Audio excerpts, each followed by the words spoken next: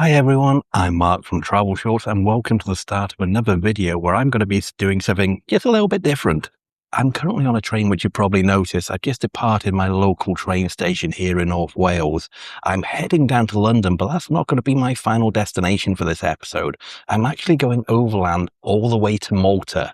And I'm obviously not just going to be taking trains to get there overland. I've also got 2 ferries as well. So this is going to be a really interesting journey for me. It's one of those things I've been planning for quite a while, and the reason I'm doing it now is I have a few days left on my Interrail pass, which I purchased in the Black Friday sale last November. It's going to expire in the next 6 days, so I really need to use it. And I thought, what better way than getting a train all the way from North Wales, all the way to Malta. Along this journey, I'm going to be going through Paris, through Zurich, through the Swiss Alps, Milan, Rome, Sicily, before finally getting to Malta. I'm really looking forward to it. It's going to be a really busy few days, but hopefully really enjoyable as well. And I have a first class Interrail pass as well, so I'm traveling in first class down to London today. They've already come round serving drinks and they've taken my breakfast order as well. So I'm going to be getting a full English breakfast, which I'm looking forward to. It is just gone 7 a.m. in the morning. It's going to be about 2.5 hours to get to London today. Once I get there, I'll walk slowly to St. Pancras station where I'm going to be catching the Eurostar all the way to Paris. But in the meantime, I'm going to sit back and enjoy the views all the way to London. They have just come around with breakfast. Do you want to take a look and see what it looks like? So I have gone for the full English today. So we've got some toast, some butter, some bacon, guess they're hash browns, scrambled egg, sausage and a tomato.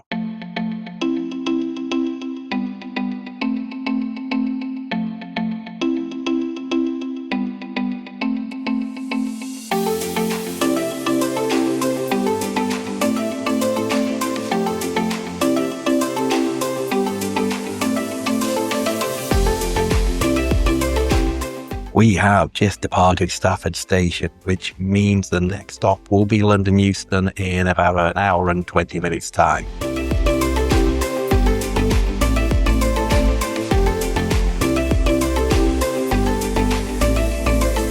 Good morning, ladies and gentlemen. This is Sandra, train manager speaking. Train was shot to me around and get you to London Euston final stations after this service. It looks like we're just approaching London Euston. I have finished my very first train journey of this trip. I'm in London Euston. I've got a few hours to kill before I catch the Eurostar, so I'm going to try and get into the first class lounge here in Euston Station. Not sure if I can do it. Normally you're only allowed to go into the first class lounge when you're departing the station, but sometimes they do let you in. So we'll check now, see if I can go there. There was no issues at all coming into the lounge. I scanned my Interrail pass QR code at the desk. I came straight in. So I got myself a drink, got myself a brownie, got myself a shortbread, and best of all, got myself some chocolate cake.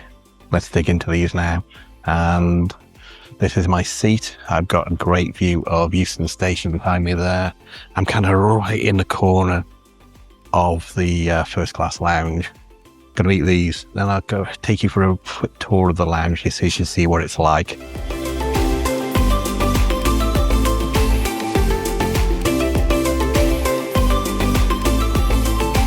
The time is currently 10 to 10 in the morning. My original plan was to go on an 11:30 Eurostar to Paris Gare du Nord, but I had an email from Eurostar 5 weeks ago. It's actually the day I was going to Switzerland. Literally a couple of minutes before I was leaving from the airport, I had an email from Eurostar saying my train had been cancelled and I could either have a refund or try to rebook on another train. So I basically dropped everything. Before I went to the airport, I went on the Eurostar website and I was luckily able to get the 12:30 train that was going from here, London to Paris Gare du Nord. There wasn't any Premier class left, so that's like the equivalent of their first class where I could use my Interrail passport. There was only second class, but to be honest, I don't care. I just wanted to make sure I got to Paris Gare du Nord, so I was in time to catch a train to Zurich, which is where I'm going to end up tonight. So the difference between Premier and second class on Eurostar is just that you will have a meal on board. It's the same seats, etc. So didn't really bother me that much. I was just happy I got the next train. But that did mean I had a bit more time to kill here in London. From London Euston Station to London St Pancras Station, it is a maximum of a 15-minute walk. So I have got plenty of time, which is why I came up here to the first class lounge. Had a bit extra breakfast. So I don't know if you can class the chocolate cake as breakfast. I'm also going to take a couple of the shortbread biscuits and brownies in my bag so I can eat them later today.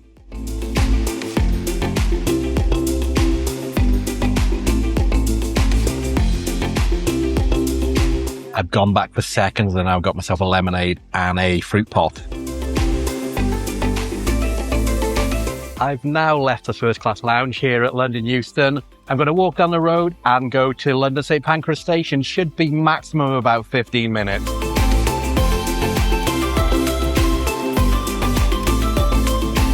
As I mentioned, my train out of London St Pancras today is at 12:30. About 2 days ago, I had an email from Eurostar saying to go there for 11:16, which I thought was very, very specific. 11:16. I'm actually going to go there half an hour before that just to make sure there's no issues at all. Ambulance or a police car going past. Very loud.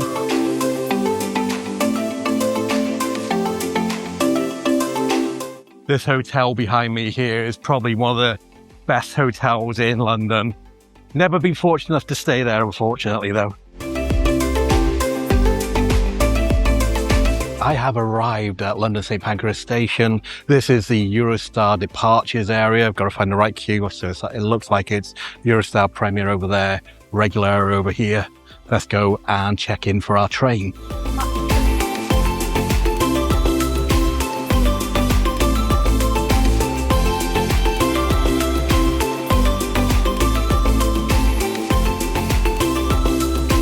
I have made it through security. That took a little bit longer. I went to the self-scan desk first, scanned my passport, didn't like me. Went to the next one, didn't like me. So then I had to go to the man desk and show my passport and take a photo of me.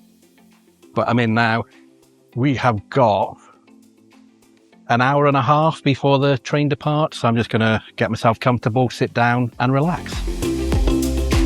There was virtually no line whatsoever to get through the departures area where I scanned my QR code for my ticket and through security. That's probably because the 11:30, my original train has been cancelled. So the next train going out is in a few minutes to Amsterdam, and then mine will be the next one going to Paris.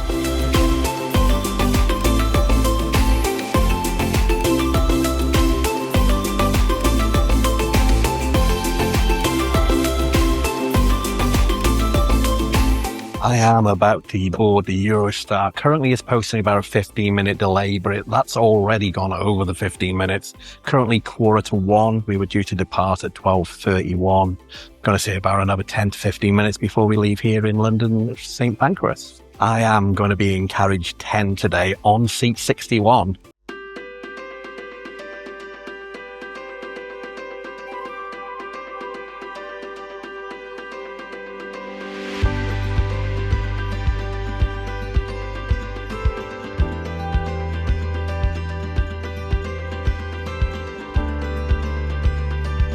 I've just had an email from Eurostar, and also the conductor just came over the tannoy there just to announce that somebody's on the track, or the actual email said somebody has been struck on the track between here and Gare du Nord. So we're just waiting for further information to see how long this delay is. Obviously that's really tragic, and that's, a bit more serious than just a few minute delay. I'll keep you updated when I hear anything. Now is to leave. Please man the automatic closing of the doors. Safety cars are available at the entrance of your coach.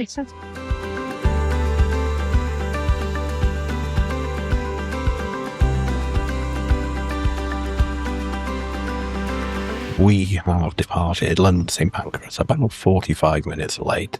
That shouldn't get us into Paris Gare du Nord for about 4:45-ish. It's about a 2.5 hour journey, usually on the Eurostar to Gare du Nord. I will film anything that looks good, and I will see you and speak to you when we get to Gare du Nord.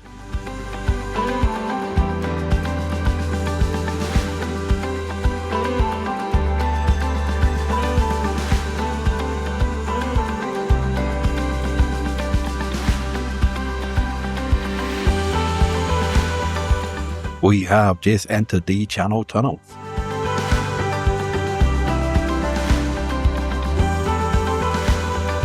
We have arrived into France.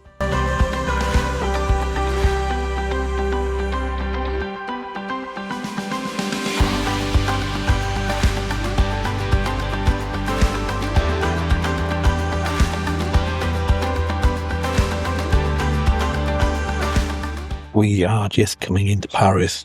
We should be arriving in about the next 10 minutes or so. We are just on the outskirts of the city. Sorry I couldn't talk to you very much during this whole journey. There's a guy sitting next to me, just popped to the bathroom now, so I'm able to talk to you very briefly. Very smooth journey once we set off after the initial delay. Unfortunately, from reading on the internet, that person who caused the delay actually died, which is really, really sad. Yeah, don't really want to talk about that too much. As you can see, we are just coming into the outskirts of Paris. These were my seats. Here's my seat. Once we do get into Gare du Nord, I'm then going to be catching the RER to Gare de Lyon station. We're about 50 minutes late by the look of it compared with what we should have been arriving into Gare du Nord. Still gives me enough time to get to Gare de Lyon and catch my train to Zurich for this evening. But I'll tell you more about that once I've departed this train and we're on our way to Gare de Lyon.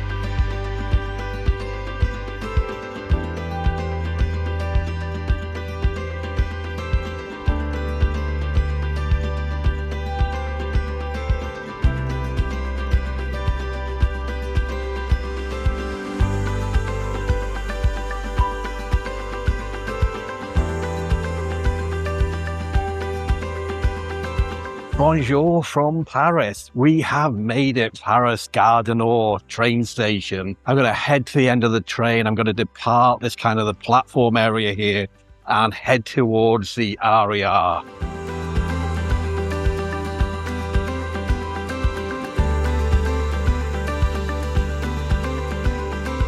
Now, the last time I was in Paris was almost 3 years ago, and back then the metro and the RER took little paper tickets to actually get on there. Things have now changed over the last 3 years. You now either have to get a top-up card, a bit like an Oyster, or you can use the Wrapped app, the Bonjour Wrapped app, which is what I've done today. So when I was waiting at St. Pancras, I got myself a ticket. I think it was €2.55. It's good for one journey on the metro, or on the RER, I should say. It's been added to my Apple Wallet. When I go through, just over by there, behind me there, I will then tap that on the machine and it should hopefully let me on. And more importantly, let me off again when I get to Gare de Lyon.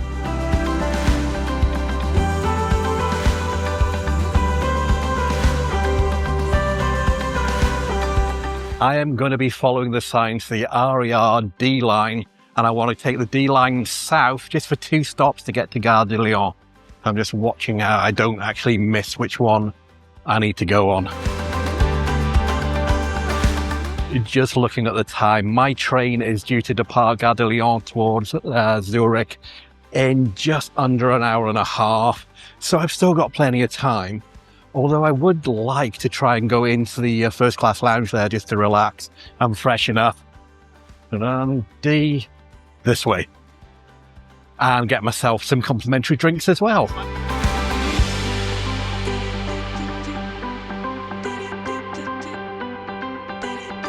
Right, let's see if this ticket works. Yeah, no problems at all.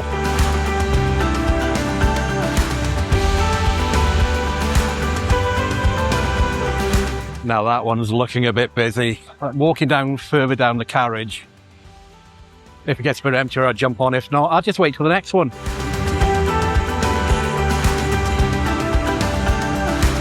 So just looking at the screen, the next one's going to be in about 5 minutes. I've got no problems just waiting that amount of time.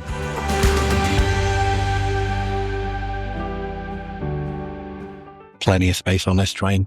Got myself a whole row of seats to myself. So I will be just riding for 2 stops and get off at Gare de Lyon.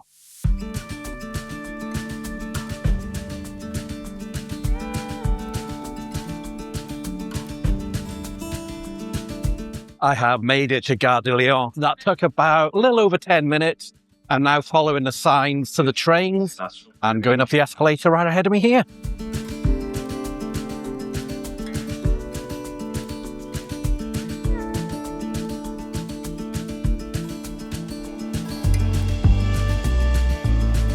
I am coming into Hall 2 here at Gare de Lyon. I'm not sure which hall my train is going to be going from yet. I'm going to check out the big screen right ahead of me. My train's still not on the board yet. I'm going at 18:21. So I think I'm going to find my way to the lounge. From what I remember when I was here before, almost 3 years ago, it is just over in this direction. Because I remember overlooking those trains.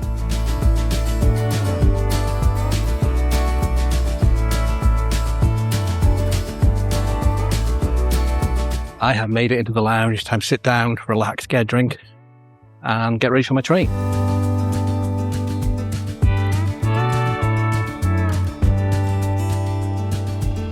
I'm in the lounge. They don't actually have any snacks in this lounge here. I've got myself a cup of water. They also had teas and coffees, but I don't really drink tea or coffee, so I'm just going to get some water. I've got a view of the trains from the window right in front of me. I'm actually just lounging on one of these things here. I've got about another, my train departs in exactly 1 hour, but I'll be in here for maybe about another 30 to 40 minutes before heading out and going onto my train. Now, I'm going to be completely honest, the lounge in London Euston is far, far superior than this one here. We had cake, we had shortbread biscuits, we had a selection of soft drinks. There was even alcohol in there, which I didn't have. I'm not sure if you have to pay extra for that. They had smoked salmon. Again, I didn't have that. I didn't really fancy that too early in the morning. Here, all you literally have is teas, coffees, and water. But it is really relaxing, lazing around on these lounges.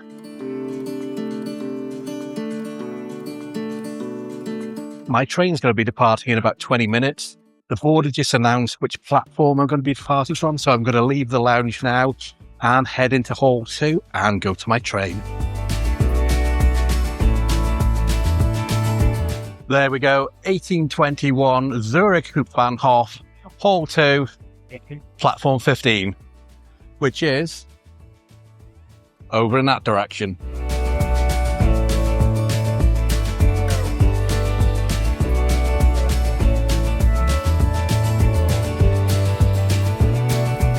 I am going to be in coach number 13 today. It's upstairs on a double-decker, and it's going to be seat 373.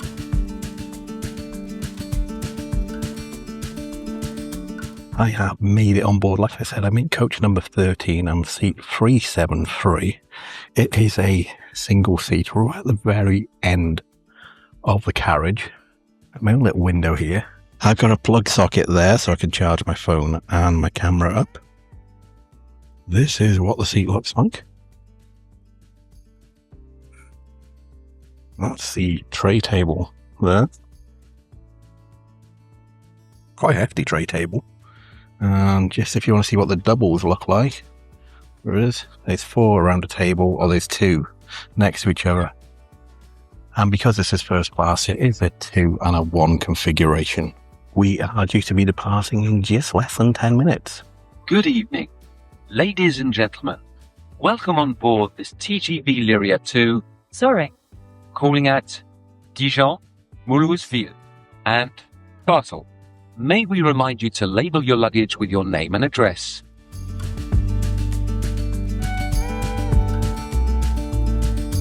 On behalf of TGV Lyra, the French and Swiss team would like to welcome you on board this high-speed train to Zurich. We have now just departed Gare de Lyon station.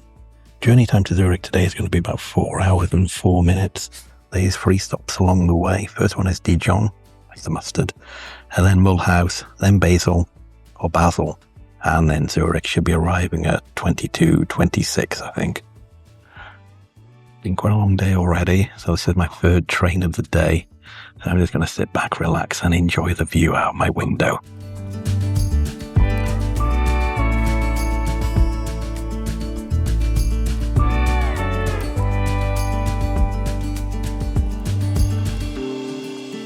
I think it's time to have one of those shortbreads that I picked up at the London Euston Lounge earlier.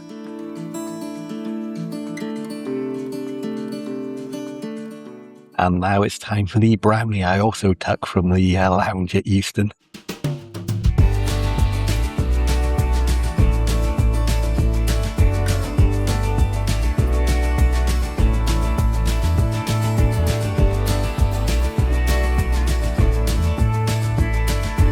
We just stopped in Dijon station, which is the first stop along the way to Zurich. And the Orient Express was here. That's the first time I've ever seen it in reality. And it's a bit ironic as well, because an option for this trip I was going to be going on, if I wasn't doing the North Wales to Malta, I was going to recreate the Orient Express, but doing it on the cheap. So, yeah. Quite happy I've seen that. The very first time, like I said, I have seen the Orient Express in the flesh. The Venice Simplon Orient Express as well. It's now 8:25. We're about halfway through the journey. Just got another 2 hours to go before arriving in Zurich. As you can see, the sun is going down. It's starting to get dark. I imagine the next 20 minutes or so it'll be almost pitch black outside. This might be a good time to promote my Instagram channel. These videos take me weeks or even months to edit and upload to YouTube. So if you want to check out where we are, when we are, you can follow us on Instagram at Travel Short. I post live updates from wherever we are around the world. So if you want to see where we are in real time, follow us on Instagram at Travel Shorts.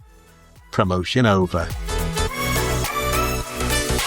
We're coming into Mulhouse Station now. They've just come over and announced on the tannoy that this is a notorious area for pickpockets on the station platform, but also on the train from here to Basel. So advise keeping your bags very close and keeping an eye on them. I've been keeping my bag in there because it's a bit too big to go above my head here. And although I can see it there, I decided to just put it down by my feet, just in case. You never know. That would be not a very good thing to happen on this first day of this trip. We are just pulling into Basel Station.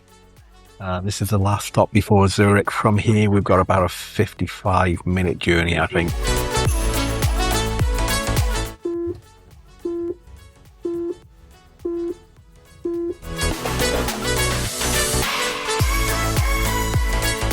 Travelers, welcome to Zurich main station, platform 13.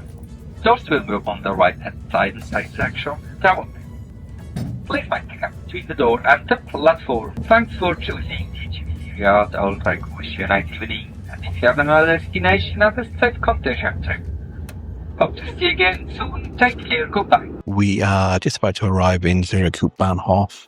As the man said on the tannoy then, I don't know if you heard, we're running 9 minutes late for that, but that's nothing in the grand scheme of things. So the journey here took 4 hours and 13 minutes. I have arrived at Zurich Bahnhof. It is now almost 20 to 11 in the evening. I've been on the go since 7 o'clock this morning, so as you'd expect, I'm a little bit tired. Now we're going to walk out of the station and to my hotel. I'm staying at the Hotel Limmentorf tonight. I'm only here for one night because I've got an early morning tomorrow to head towards Italy. I don't know what it is about Zurich, but this is the 3rd time I have been here in less than 2 months. And being in Switzerland, it is one of the most expensive places to come on earth. I don't know why I keep doing it. It just seems to happen. But I think this would be my last time here for at least a few months, based on my schedule. I'm still walking to the end of this platform. It's a pretty long train. I was near the back. I know it's going to sound like I'm exaggerating, but it feels like I've been walking along this platform for a good couple of minutes. It stretches back all the way down there. This was a really long train, so I was in coach 13, and there was another few after that. So it must have been made up of at least 15, 16, even 17 coaches. But I'm just getting to the end of it now. So there's the front of my train. That's where I've been on for the last 4 hours and a bit. I now need to walk out the exit this direction and go to my hotel. Looks like they're doing some work here as well. When I was here just a few weeks ago, none of that was going on. If you are coming here as well and you're interested to know where the lockers are, so when I came 2 months ago with my son Matthew and daughter Holly, we wanted to use the lockers here because we were going to Grindelwald to do some sledging and we didn't want to take all our stuff. They're just down those stairs by there. Underneath that sculpture or statue that's hanging from the ceiling. But it looks like they're doing quite a bit of work here as well, actually. There's a load of stuff ahead of me here. Look at that, there's a screen and all those little booths. I'm not sure where it is. There must be some sort of festival or something going on, or an event. But to get to my hotel, it is less than a 10-minute walk from here. In fact, it's probably just over 5 minutes. Go out the exit, walk along the road a little bit, go across the bridge, and we're going to be virtually there. Oh, it looks like there must have been a squash tournament here. Unusual place to hold a squash tournament, but this is a large area to it. Ah, there we go. Shall we have a quick little look before we go? So you've got the stand there, and then you have the squash court there. And more viewing areas by there. Anyway, let's continue heading towards my hotel. I did have a sandwich on board and some of those brownies and shortbread biscuits that I took from London Euston. So I'm not going to be getting dinner tonight. I'm just going to head to the hotel, grab a shower and go to bed. I was thinking about potentially maybe just going to a McDonald's, which is over in that direction, I want to be going in that direction, but looks like there's all sorts of work going here. How do I get in that direction? Is it blocked off, maybe? Let's see. I'll come back to you in a minute. Okay, it looks like I need to just cross over by here. That's where I want to cross.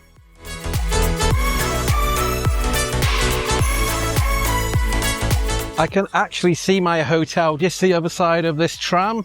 So once it goes past, it is just over by there, Hotel Limmentorf. I do really like Zurich, and it's unfortunate that I don't have more time to spend here. I am literally just going to be here to spend the night and then off again early tomorrow morning. And that is my hotel, Hotel Limmentorf. I'll see you once I check in and get to my room. I have arrived, I've checked in, I am in room 25 here at Hotel Limmentorf. Do you want to have a quick room tour? And it will be a quick room tour because this is a small room. It is a single, and I'll show you around now. So this is my room. I have got a single bed here. Got a place to hang my jacket there. Somewhere to put my bag. Desk area there. Mirror there. Hello. And then in here we've got the bathroom, toilet, sink, mirror, hairdryer, some spare toilet rolls. Then we've got the bath with a shower above it. There. And then let's have a look out the window, see our view. I know what the view is going to be like. It's not much. It is overlooking the building opposite. And I think this is exactly the same room that I stayed in just a few weeks ago as part of my Swiss train journey adventure. If you're wondering how much it costs, I totally forgot, but it was pretty good value for Switzerland. I put how much it costs down there, and then just when I checked in then, I just had to pay $3.50, that's Swiss francs, city tax. And if you're wondering where I booked it, if you watch my videos, you're probably not wondering where I booked it. I got it from trip.com, as I find them probably the cheapest websites around, hotel websites for getting hotel stays. If you are interested in staying here, I will leave a link in the description down below, and you can also scan the QR code on the screen here to go directly to the hotel's website on trip.com. Think I'm going to have a shower and go to bed. See you in the morning. But before I do go for the shower, I don't think I've actually said in this video what I'm actually doing on this trip other than heading down to Malta. If you've been following my Instagram stories or my other videos, you'll know that I got a Interrail pass in the Black Friday sale back in November 2025. That gave me 10 days unlimited travel around Europe over the space of 2 months. That's about to run out in just a few days' time. I've already used it for 2 Switzerland trips. First one was which I mentioned earlier, when I came with my son Matthew and daughter Holly. We went to Grindelwald sledging. Then the last one, I spent a few days actually touring all around Switzerland, going on some really iconic train journeys like the Glacier Express, following the Alp line where the Bernina Express goes, and the Golden Pass Express, amongst others. I spent a whole week traveling around Switzerland, but I've got a few days left on that, which is why I'm coming here tonight, to where I am going to Italy tomorrow, to why I'm going to Malta the day after. I just wanted a bit of an adventure to use up those last few days of my Interrail pass, and I thought, what's more unique than going on a train from North Wales all the way down to Malta, taking a couple of ferries along the journey, but yeah, something different, and I'm using up my pass. And just for reference, in the Black Friday sale, that 10-day first class Interrail pass cost me £375, which works out at just £37.50 per day I'm paying for all this train travel, which is an absolute bargain. That journey just from North Wales to London earlier, and that's return, so when I come back in a few days' time, I'll be going return. That is normally over £100 for that return ticket. So you can see, having an Interrail ticket for things like that really does save some money. Anyway, I'm going to sort myself out. I'm going to go for a shower, and I will see you guys tomorrow morning, bright and early. Good night.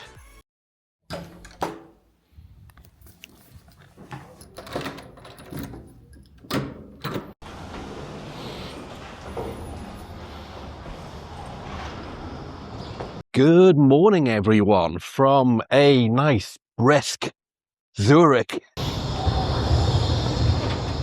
I am heading over to the Hauptbahnhof, the train station.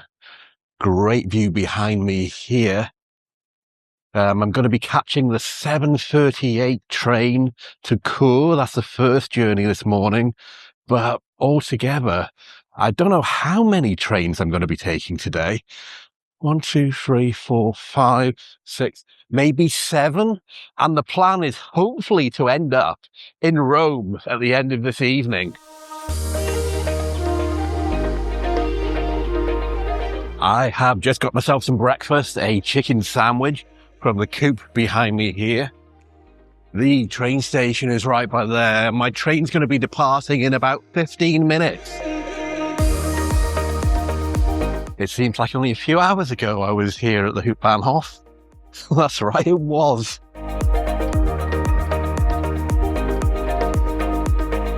Let's take a look at the big screen and see which platform I'm going to be on. Okay, that's going to be mine, the 7:38 to Chur, with Sargans and Lanquat, platform 12.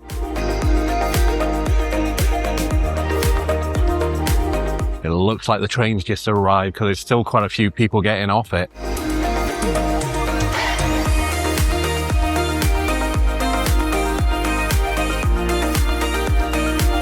I have a few minutes before it departs.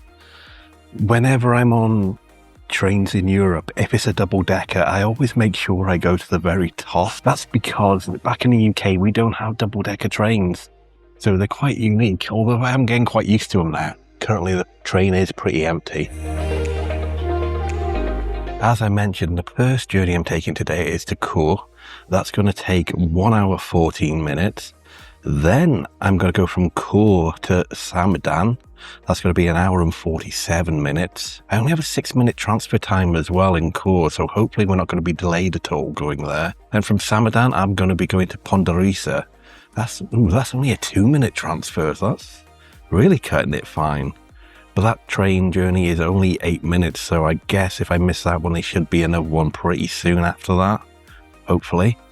Then from Ponderisa, I'm going to go to Alp Grum. At Alp Grum, I'm going to stay for about an hour, and that's where I'm going to have my lunch. Then I'm going to head to Tirano, then Tirano to Milan, and then finally Milan to Rome, where hopefully I'm going to end up tonight. For a lot of this journey as well, I'm going to be going on the Overland line, which is a UNESCO heritage site. It's where the Bernina Express goes through.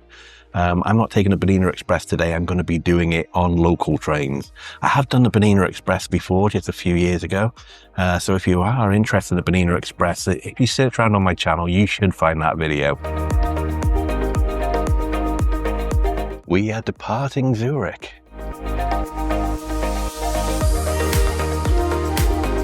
Time for some breakfast.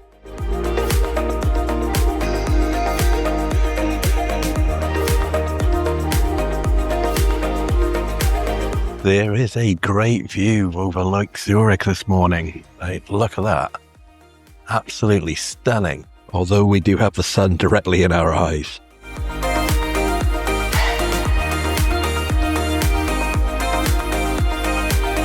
We've now just gone past Lake Zurich. We're heading into more of the countryside.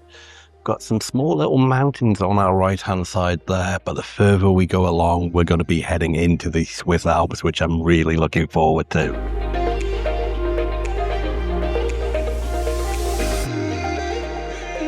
I've switched seats from the left side to the right side because I think this is the direction where the really nice views are from here to Kerr.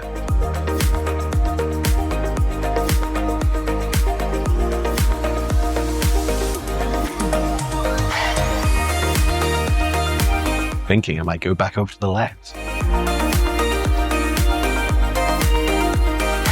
On the next train from Kerr, I am going to try and go on the right hand side because that is where you see the iconic Landwasser viaduct from.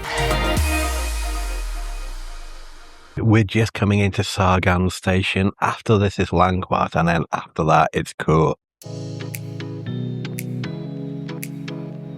I was only in Sargans last month. I used it as a stop point where I then caught a bus to go into Liechtenstein. My first ever time to go into Liechtenstein. Quite an interesting place, quite a small place, but I'm glad that I did it. I've now ticked that country off my list of places to go.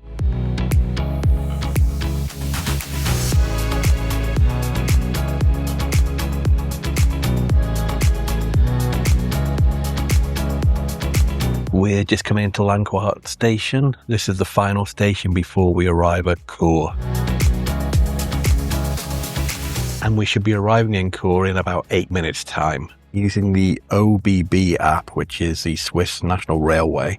And it's really handy because it tells you what time you're arriving at certain stations and, more importantly, what platforms the trains arrive from and depart from. So you can see when I'm in Kerr, it arrives at 8:52. Going to depart at 8:55. I'm arriving on platform 9 and the departing train is on platform 10, so I'm hoping they're right next to each other because we only have a few minutes to change trains. We're arriving into Kerr. My next train departs in 6 minutes.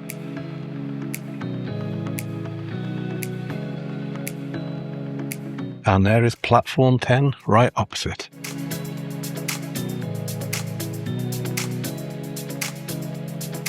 I've made it onto the train, obviously. It was literally across the platform. I'm in the first class carriage. It's a very small first class carriage, as you can see here. I think I'm going to be taking this for 7 stops before I get to Samadan or Samadan. Not sure how you pronounce it. I think I'm on the right hand side. Depends which way the train departs. This is reputably one of the most beautiful train journeys in the world. We go along the Albula line, which is a UNESCO heritage site. Looking forward to it, although I was only on it last month. But I just can't get enough of it, I guess. So here is the route, or part of the route. We're actually heading all the way to St. Moritz, but I'll be going to get off before then. And it's between there and there. that the Landwasser Viaduct is, but which is probably the most iconic part of this route. And you can see on the table in front of me as well, this is a map to the whole of the UNESCO Heritage Site Alp line, or the Bernina line. So I will be following the same route that the Bernina Express takes today, but I will be doing it on a regional train and not the Bernina Express itself.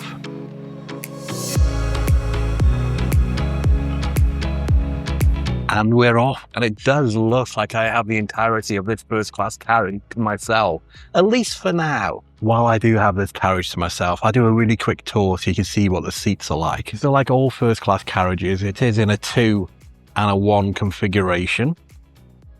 There is the 2 configuration around a little table, you can see there.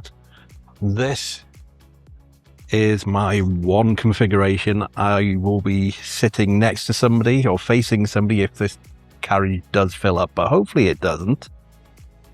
Next to by there, I do have a plug socket, so I will be charging my phone. There's the view. It also looks like I can open the window as well, which would be good for filming so I don't get that reflection. I have just tested the window, and it does appear to be locked, so unfortunately I won't be able to pull that down to get those really clear, crisp views. So we will have a little bit of reflection in the filming, unfortunately. But the glass is pretty clear, so it shouldn't be that bad. But I would have liked to have stuck my head out the window. I know it sounds dangerous, but it's not when we're coming up to the Landwasser Viaduct. Enjoy the journey.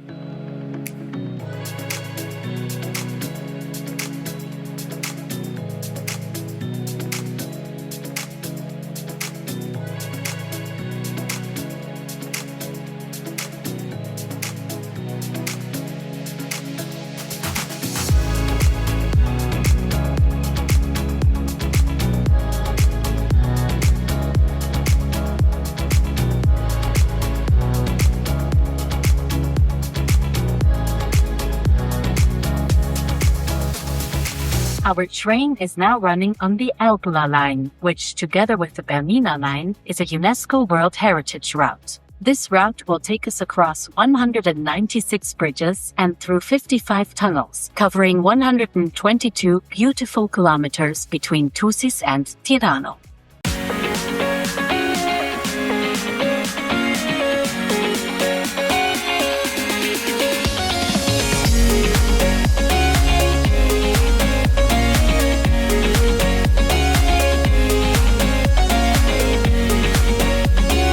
We have just left Treppin Castle, or Castel. Between here and the next station, Syracuse, is the Landwasser Viaduct.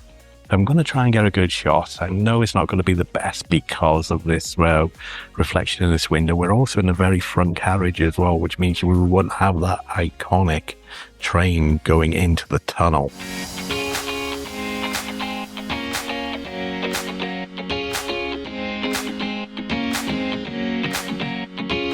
Few moments, we will be traveling over the landmark of the RHB UNESCO World Heritage Route, the Landwasser Viaduct. This masterpiece of railway engineering leads directly into the tunnel in the steep rock face.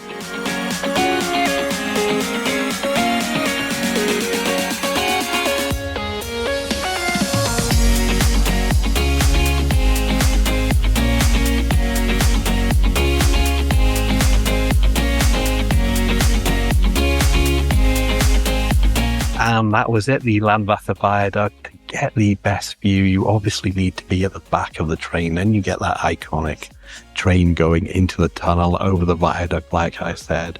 And it also helps if you are able to just pull the windows down, just so you can put the camera just that further bit out and avoid all the glare off the glass. Still a very, very iconic viaduct and tunnel to go through. It is now exactly 10 o'clock. We're just about to come into Syracuse station.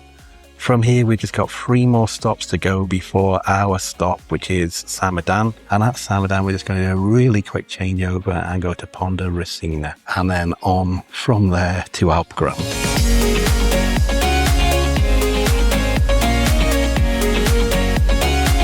Now, I just remembered the last time I came on this route last month, I noticed that Alba Museum just over by there, and I said, when I come on this trip, I would actually stop here and take a look around. But I totally forgot, and I haven't put it into the plans for today, unfortunately. So I guess next time I'm on this route, I will go to that museum. We have got just 30 minutes to my next stop, and I've just got a 2-minute transfer window to get onto my next train. Fingers crossed this train isn't late at all.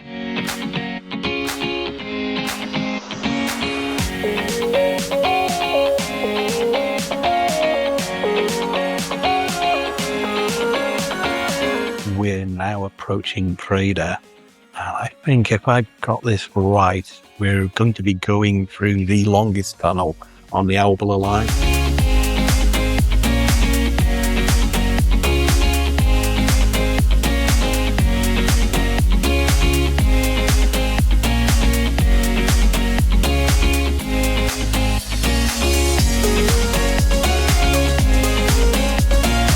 We have just left Spinas station. Samadan is going to be the next station. That's where I'm going to be getting off in 7 minutes, and my train is going to be departing in 9 minutes. Like I said, fingers crossed, we're not delayed in any way.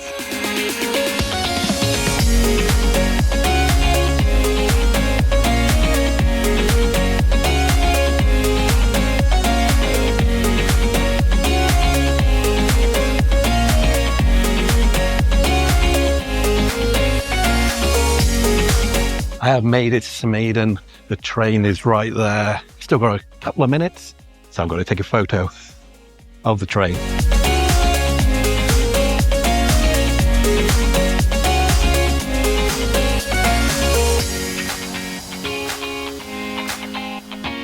I'm on my way to Pontresina. It's only going to be an 8-minute journey. There's one stop before I get there called Uragal. Quite a nice little seat as well here. Nice table in front of me. I'll show you where it looks like now. So here we are. Holding table. Nice view out of the window. And I'm in the first class carriage again. So it is a 2 and a 1 configuration again.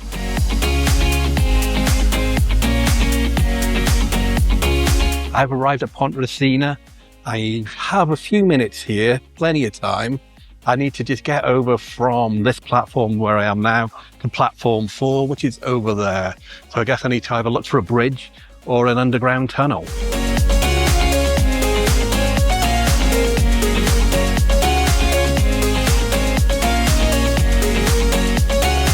And I realise this train I'm about to get on goes all the way to Tirano, which is my destination a bit later. But I wanted to stop at Alp Grum. Oh, here it is now. Like I was saying, even though this train is going all the way to Tirano, which is where I want to go, I want to stop at Alp Grum. When I did the Bernina Express a few years ago, it stopped at Alp Grum for about 1 minute. We literally, me, my son Matthew and my daughter Holly, went outside, took a photo, then to run back in. So I want to stay there, have a little look around, and also have some lunch in the restaurant. It's going to be about a 38-minute journey from here to Alp Grum. So this is going to be my 4th train of today and the 8th train in total on this journey so far, if you include the metro in Paris. And we're off. Like I said, this is going to be a 38-minute journey to Alp Grum. We have just transferred over, so we've finished riding on the Alp Grum line. We're now riding on the Bernina line.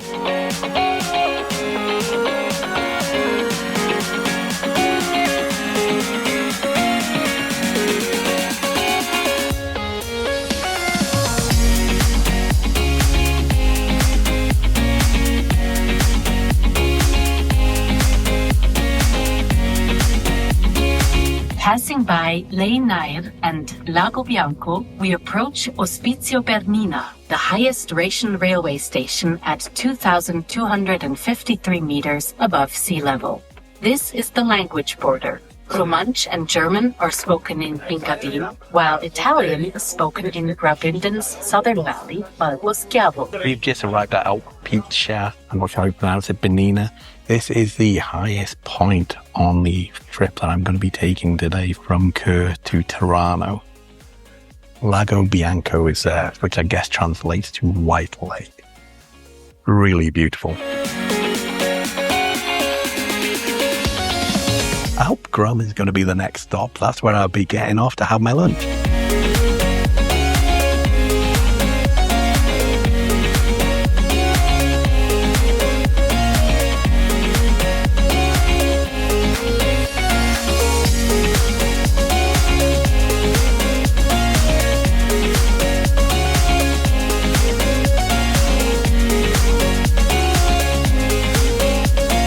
So I've made it to Alp Grum. This is where I mentioned earlier we came on the Bernina Express, and we actually passed the Bernina Express. It was here just as we were arriving. We had like a minute. So me, my son Matthew, daughter Holly ran out, came to this viewpoint by here, took a photo of ourselves with this background, and just look at it. It's absolutely stunning. So there we go. And then ran back onto our train. There's my train that I came here on. That is now departing. I have got 39 minutes here until the next train to Tirano. I'm going to go inside the restaurant there, get something to eat, and then take a few more photographs, and then catch my train to Tirano. Let's wave goodbye to everybody on that train going to Tirano now, shall we?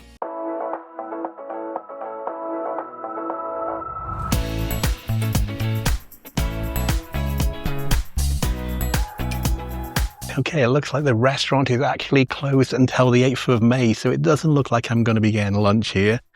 If I knew that, I wouldn't have got off the train here and would have continued to Tirano and had my lunch in Tirano. Oh well. What have we got here? So Alp Grum, 2,091 meters altitude. That's 6,860 feet. I'm just looking on the app to see if there is an earlier train going to Tirano, but I don't think there is, because I've kind of selected the earliest one, giving me just enough time to get some lunch here, but obviously that's not going to happen now. No, the 12:53 is the next one. That's the one I was planning to get. It's currently 11:51.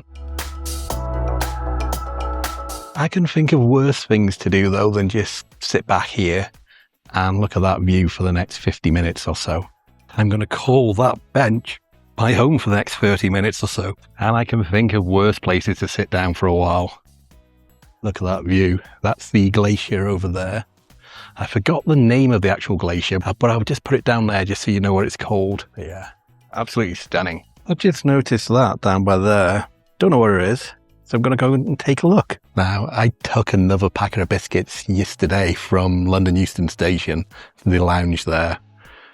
That's going to be my lunch until we make it to Tirano.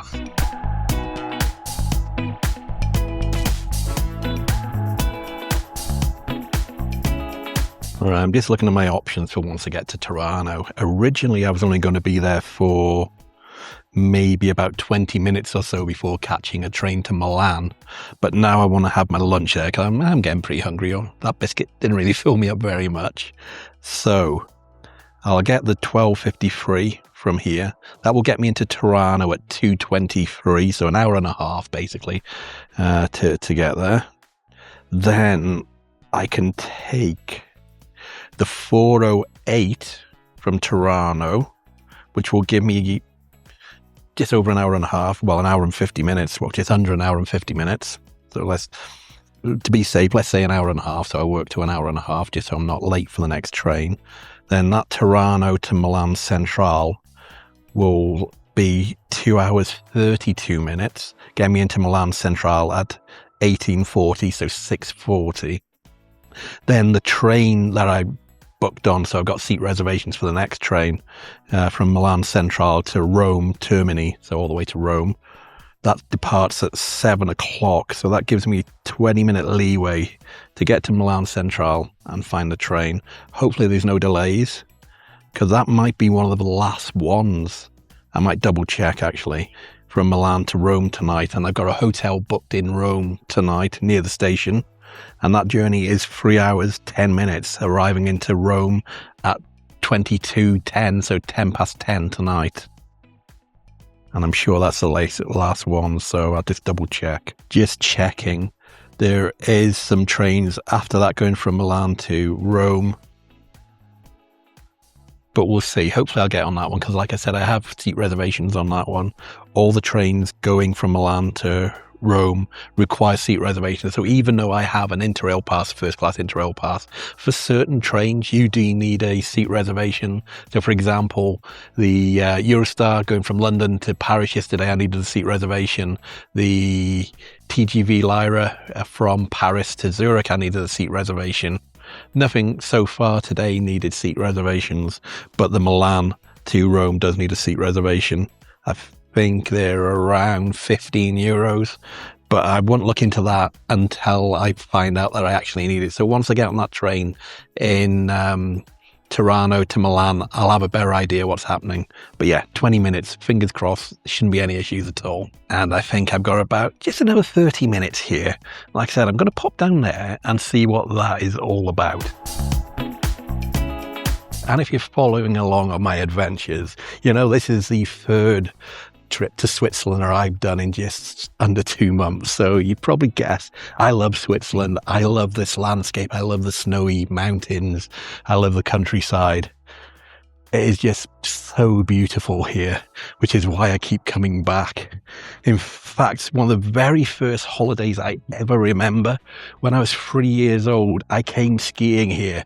So very, very, very long time ago. And I just have a few slight memories from that trip. But even back then, I remember loving it. Okay, I'm in this area here.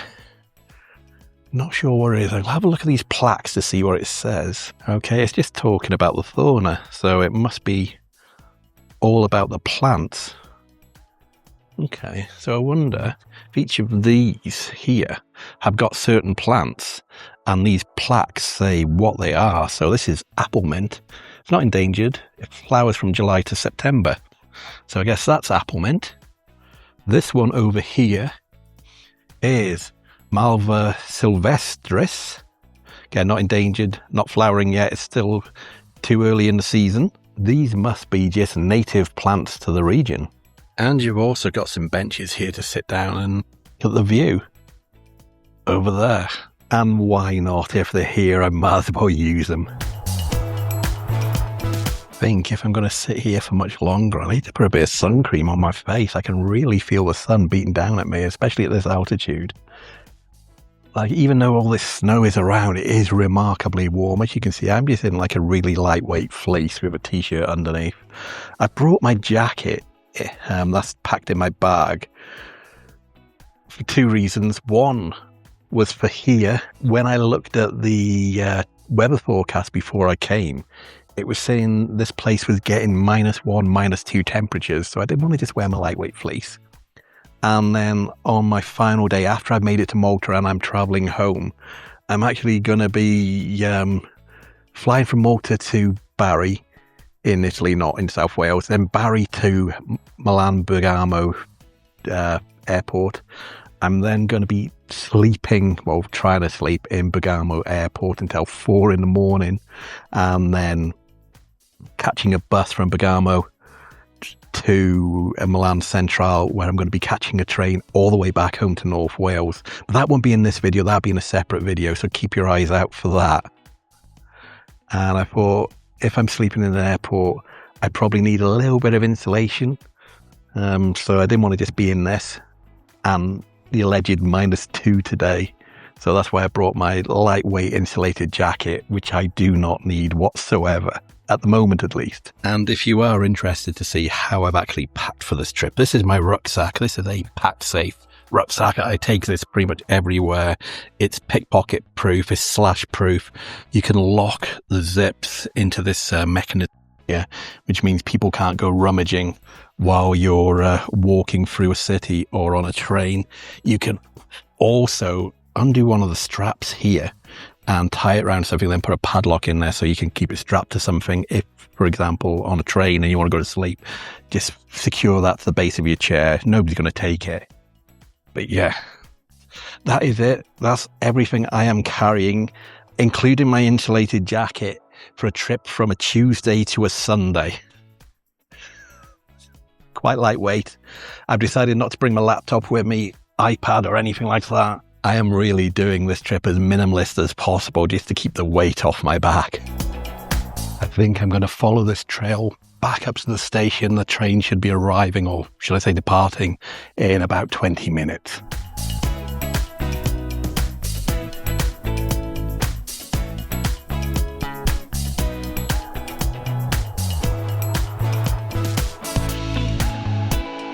They've just announced that the train's going to be arriving. I can see it behind me here. Hopefully there's plenty of space on board.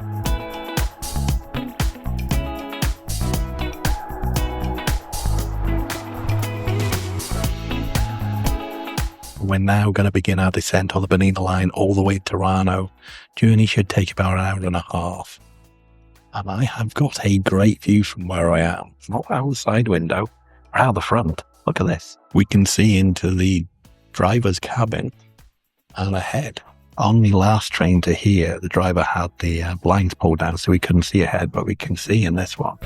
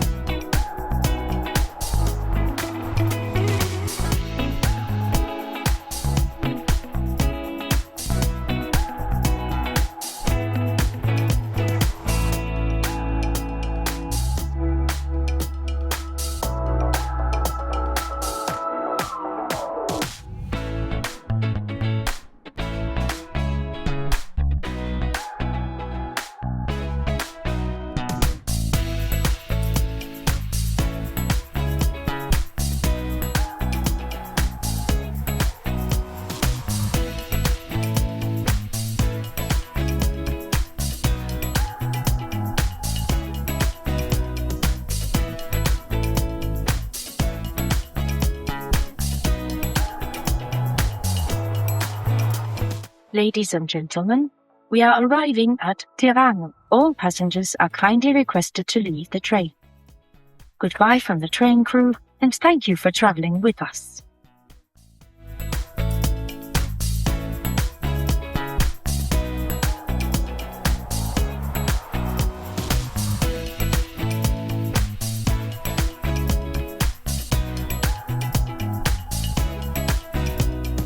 Welcome to Tirano and welcome to Italy, our fifth country on this journey. I'm classing Wales and England as separate countries, otherwise they'd just be four. So 5 sounds better, and I always class Wales as a separate country as well. We've come out here into the square here in Tirano. Last time I was here was 3 years ago when my son Matthew and daughter Holly, I think I've mentioned this a number of times, when we came on the Bernina Express. Last time, in order to get to Milan, we had to use a replacement bus service because there was actually works going on the track. We've got an hour and a half before we get to go on the train to Milan. So I'm going to look around the square now and get something for lunch. Just checking the times before I go for my lunch. So looks like everywhere goes to Milan. I'm going to take that 1608 on platform 2. Like I said, I've got a little over an hour and a half. Let's get something to eat. And I know I'm going to pay over the odds for some food by here, but I want to stay really close to the train station. So I've just ordered. Prices were quite good, actually. So I got myself a pizza for €12 and a large beer for €6. Decided to get a large beer rather than a soft drink because the soft drink was also €6. So I think there'd probably be more in a large beer than just a regular soft drink. I'm going to assume I got some bread to start in here. We are right next to the station, so the station is just over by there. So I'll keep an eye on the time. And I might even have an ice cream for dessert. During that train journey, I wasn't able to talk very much because there was an old couple by the side of me next to the right-hand side windows. And then there was also one lady on the group of four just behind me on the right-hand side who took up all those seats with all her things. So I wasn't able to look out the right-hand side at all, which I think it's selfish, to be honest. You know, she took up 4 seats, and then she was also coming over to the left-hand side, taking up another 2 seats. So one lady had 6 seats basically to herself during that trip. So to film out of the right-hand window, I would go in between the carriages, just through the window there. So I didn't get as much footage as I wanted to, but I hope you got to enjoy the part of the trip from Alp Grum to here in Tirano. It's a really beautiful train line to go on. My beer has just arrived. Cheers. Here's some facts for you for the Albra and Bernina line. From Cur all the way to Tirano is 76 miles long. We went over 196 bridges, and there was a total of 55 tunnels along the route. On that last part from Alp Grum to here, we did an elevation drop of 1,800 meters. Highest point of the whole trip was that station I forgot the name of, something Bernina, that was just over 2,300 meters high. And now we are in Tirano. I'm very hungry. I'm looking forward to this pizza, but I'll have some of that bread first, I think. There's actually 4 bread rolls in there. I don't think I'm going to manage 4 bread rolls plus a pizza. That's an awful lot of bread. So I might take some with me to snack on the next train, or even the train after that. My pizza just arrived. Do you want to take a look at it? There we go. So this is a Parma ham pizza. I am so hungry. I think I'm going to really enjoy this. Don't you find it inconvenient when the pizza doesn't come pre-sliced? Let's try this. My first authentic Italian pizza in a while, because it's been a while since I've been to Italy. In fact, I think the last time I came to Italy was on that trip I've been talking about a lot today. So I think I had all the Parma ham off the slice then, but really good. I don't think you're going to want to watch me eating this pizza, so I'll speak to you when I've finished. I've finished eating. That was really, really nice, and it really filled a hole after not really eating all day. I've got 2 options now. I can either catch the train that I've been talking about at just after 4 o'clock, or it's only 5 to 3, so I could catch the one in about 7 or 8 minutes to Milan, but that will give me an hour and an hour and 40 minutes maybe in Milan. No, an hour and 20 minutes actually. That will give me in Milan. And Milan station isn't the nicest. Like, I would rather just sit around here, nice and quiet, really nice. But I'm just worried leaving that 20-minute leeway if I get the later train, just to make sure nothing happens along the way. I'll decide in the next 5 minutes. So I've just finished my pizza. I've left the restaurant. I went to the till to pay because it was taking quite a while for the waitress to come back to me and get the bill. And they charged me €20.50, although it should have just come to 18. I didn't argue. I'll have a look at the receipt in a minute and see what they've added that extra €2.50 for. Maybe it was a service charge they've added automatically. Oh well, that's where I had it. There, which is right in this square outside the 2 stations. So that's the station I arrived in. So that's the Bernina station. So that's the one where you're coming to from Switzerland to, or to Switzerland. And then this station behind me here, station Tirano, is the one that goes into Italy. So this is where I'm going to be going now to get my train to Milan. That train to Milan, the early one, is going to be departing 6 minutes. See, I don't want to be sitting in Milan station for too long, because last time I went, I remember it was awful, and I went to use the bathroom there, and you would not believe it's probably one of the worst bathrooms. In fact, I couldn't use it. I had to wait till we got on the train to use the bathroom because it was horrid, absolutely horrid. Anyway, but I would rather just sit around here for an hour, but I am just worried if something happens on the next train, I will miss that train to Rome. Just looking what there is to do here in Tirano. So there is a cathedral. I did see that when I was coming here, looking what is to do here. There is a little bit of a walk from the station area, so we're there. Cathedral's that way, and I guess the town centre is over that way. And even if I was getting a later train, I wouldn't have enough time to do any of that.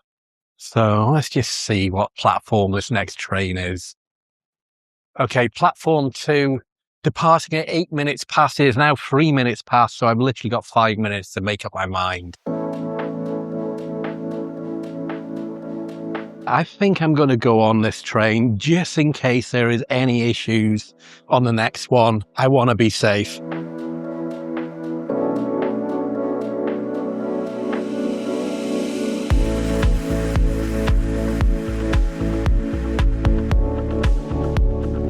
I'm on board. This journey is going to take 2 hours, 32 minutes due to arrive in Milan Centrale at 17:40, so 20 to 6. We're just departing. I'm facing backwards, so I'm going to switch seats and go this way. If I can help it, I'd rather not sit backwards while I'm on a train. Don't know which side is best to sit on, this side or that side. From memory, actually.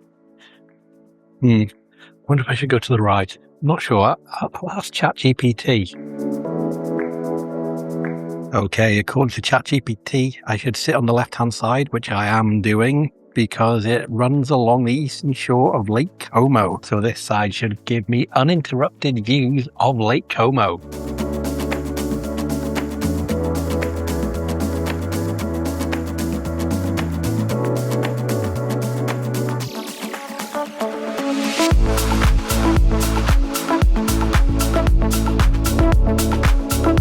We've been stuck at this station for a good 5 minutes, Ponte di Valletta, or Ponte di Valentino, but we're now starting to go again. Starting to get a bit worried, although we have got plenty of time. Even the air conditioning and engine turned off for a little bit, but then came back on.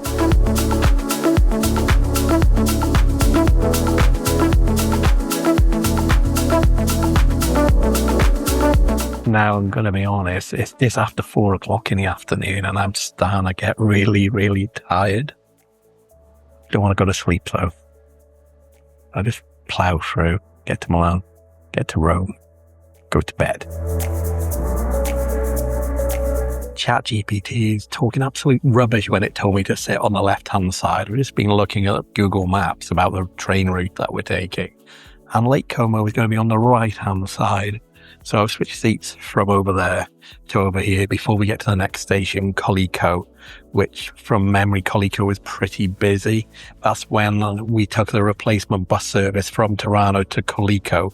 Collico seemed to be a bit of a major hub at the time, at least. So a lot more people coming in and taking up the right-hand side seats. So there's 2 people behind me each side and there's 1 person in front of me by there. So this carriage is still pretty empty.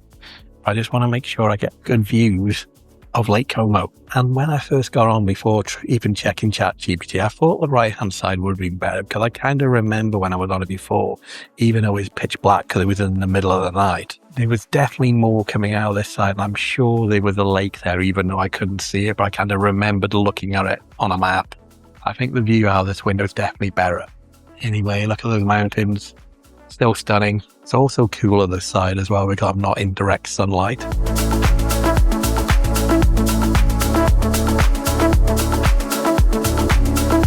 There we go. Proof that ChatGPT is incorrect.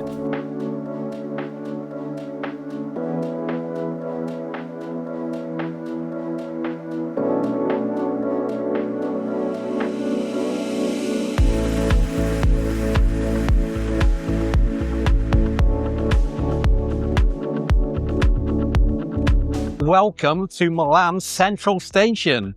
It is 20 to 6 in the afternoon, early evening. I've got an hour and 20 minutes here. My train is due to depart to Rome Termini Station at 7 o'clock. You might have noticed I haven't been filming for a bit. Well, you probably haven't noticed, actually. But after Lecco... Hold on. A lot of people come towards me. I'll speak to you in a minute.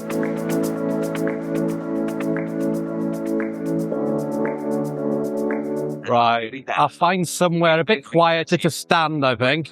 So at the Lecco, like I was saying, quite a few people got on. A lady came and pointed to my bag next to me on the seat, which I only ever put a bag on the seat when the carriage is pretty empty. Otherwise, I have it above my head or down by my feet out of courtesy for other passengers so they can sit there. There's still plenty of places to sit in my carriage.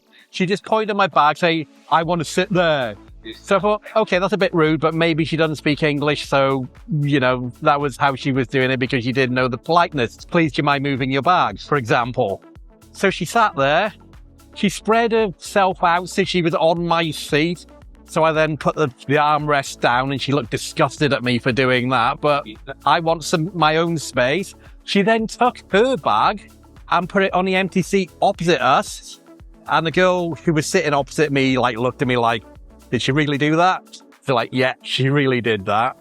And then me thinking she didn't speak English was rubbish because as soon as she sat down and the train started to go, she put her phone on speakerphone and she proceeded to have a phone conversation with so many people on loudspeaker for the rest of the 38 minutes to come to Milan. And not only that, which I find terribly, terribly, terribly rude, when you're on a train, just put it to your ear and talk quietly, not talking, so everybody can hear your conversation in that carriage. I just think that's somebody with absolutely no manners and was brought up the wrong way. But she was also chewing gum the whole time with her mouth wide open, making really, really loud noises the whole time. So I got really frustrated. I didn't say anything, obviously. But yeah, that really annoyed me. Just how can people be so rude? Anyway, I'm here in Milan. You can hear it's pretty loud. 3, 2. That announcement hasn't stopped since I arrived. That was a train I came on there, just behind me there. Unfortunately, the lounges here don't allow Interrail first class passes in them. You have to be Trenitalia Gold Pass holders, I believe. Because the lounge is only behind me over there. I don't even know if I should risk it.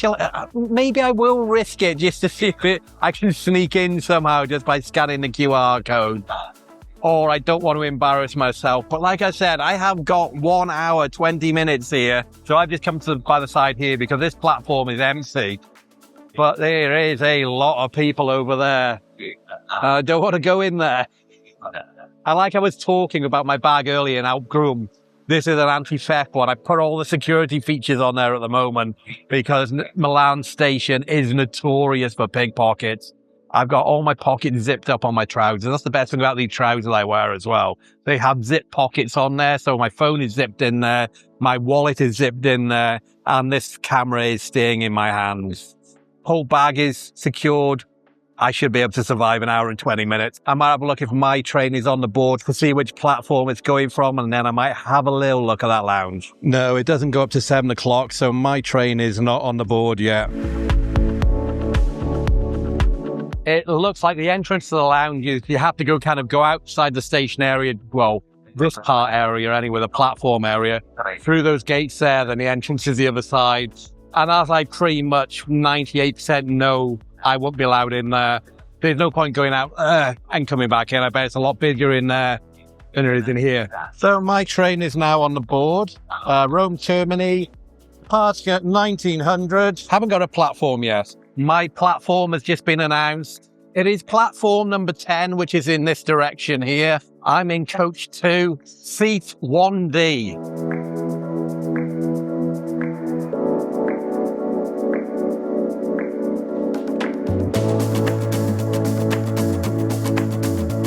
I have made it on board this Frecciarossa train to Roma Termini station. Journey time is going to be 3 hours and 10 or 3 hours and 20 minutes. It's only got one stop along the way, and that's at Bologna Central in just over an hour's time. We've still got another, what time is it now? 5 minutes before it departs.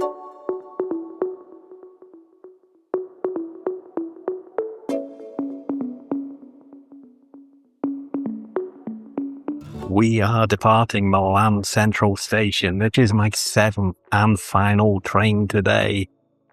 And I'm getting very, very tired, as you probably realise. Still sunny outside. It is exactly 7 o'clock. It is 3 hours and 10 minutes until we get to Rome Termini Station, stopping at one stop along the way, Bologna Central. Still not going to be able to go to sleep though on the train because I'm always paranoid about my bag up there. But when I get to the hotel, I picked a hotel that is right next to the Rome Termini Station, so I knew I'd be tired tonight and I didn't want to walk very far. So as soon as I get there, it's bedtime. Now, the last time I was in Frecciarossa trains in first class, it actually came round with snacks and drinks, complimentary free snacks and drinks. Got my fingers crossed they're going to do the same thing today. The sun is getting to a point now that's difficult to film out of the window. It's a lot of glare on there. Plus the window is pretty dirty, so I'm not going to be able to film a lot of this journey, unfortunately.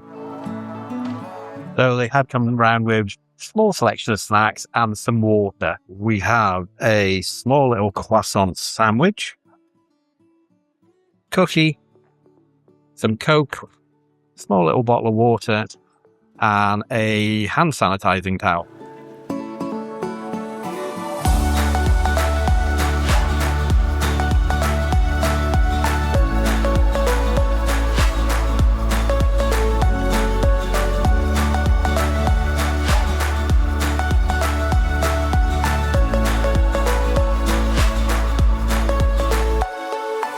I have made it to Rome Termini Station.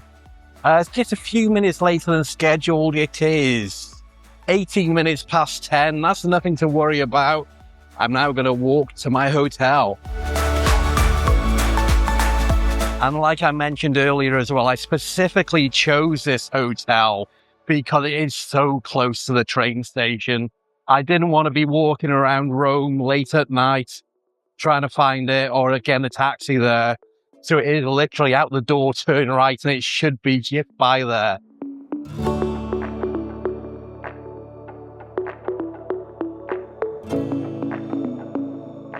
I haven't made it to the end of the platform. I'm going to head through those doors, go to my hotel. Probably going to put the camera away because I don't know how dodgy it'll be outside the main station. The problem is with all main city stations late at night, might not be the safest, so I'll see you when I get to the hotel. My hotel should just be up that road a little bit there, and there's the hotel right by there. That's how close it is from the station. The station's only by there. Let's go in and check in. I've checked in. I'm room 301. Do you want to have a quick room tour? Of course you do. So as soon as you come in, we're right in the room. It is quite a small room. I'll show it you now. So this is the room. It is a single room. Got a single bed there. Light switching card by the door there. Light switches.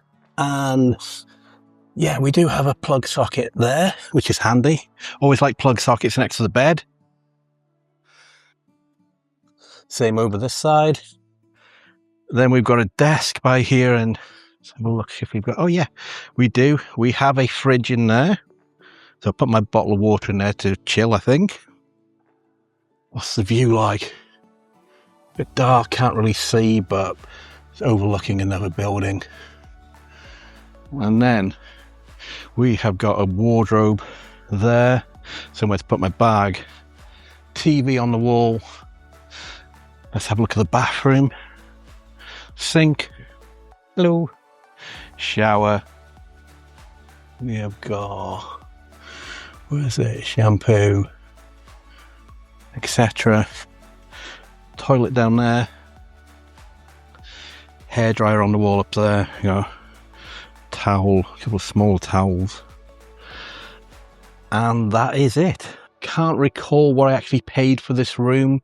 I'll put it on screen here. And I just had to pay €6 city tax when I checked in there. Lady at reception was really friendly, a really nice lady. Had a little bit of a conversation with her before I came up here. There is a lift. I'm on the third floor, obviously, because I'm room 301. I decided to just walk the stairs, for I need a bit of exercise after being on trains all day today. If you're wondering where I booked this hotel from, you're probably not wondering actually if you watch all my videos, or you saw the one from yesterday. see, which is still in this video. I booked this hotel via trip.com. I do find them to be the most cost-effective hotel booking website out there. I always check all of them, like booking.com, hotels.com, etc. Trip.com always come up slightly ahead at just being slightly cheaper than the rest of them. If you are interested in this hotel, like I said, it's in a really great location. Yeah, it's no frills, but I'm paying for no frills as well, so that's pretty good. I will leave a link in the description down below where you can go and find more information. You can also scan the QR code on the screen here to go directly to this hotel's website on trip.com site. I think what I'm going to do now, get my clothes ready for tomorrow. It's going to be a brand new day. New clothes, obviously, need to come out. Then I'm going to grab a shower and then I'm going to go to bed. I'm really tired. I want to go to bed. And then tomorrow we're going to be exploring Rome for the entire day and then leaving in the evening on a sleeper train all the way to Sicily. But that's it for tonight. I will see you tomorrow morning. Good night. Good morning, everyone. I had a bit of a lie-in this morning. I got up at 9 o'clock, which is a good couple of hours later than I've been doing the last couple of days. Plan for today is to explore Rome as much as I possibly can in one day, because my sleeper train, which is going to take me all the way to Sicily, isn't departing until 11:25 tonight. I'm not going to show you everything I do today in Rome. That's going to be a separate video, but I will put some highlights in this video, some of the main things that I see. Give you a little hint, I am going to the Colosseum, because if you're in Rome, you're obviously going to go to the Colosseum. I've been there before, but why not go again? So let's go and head out and explore.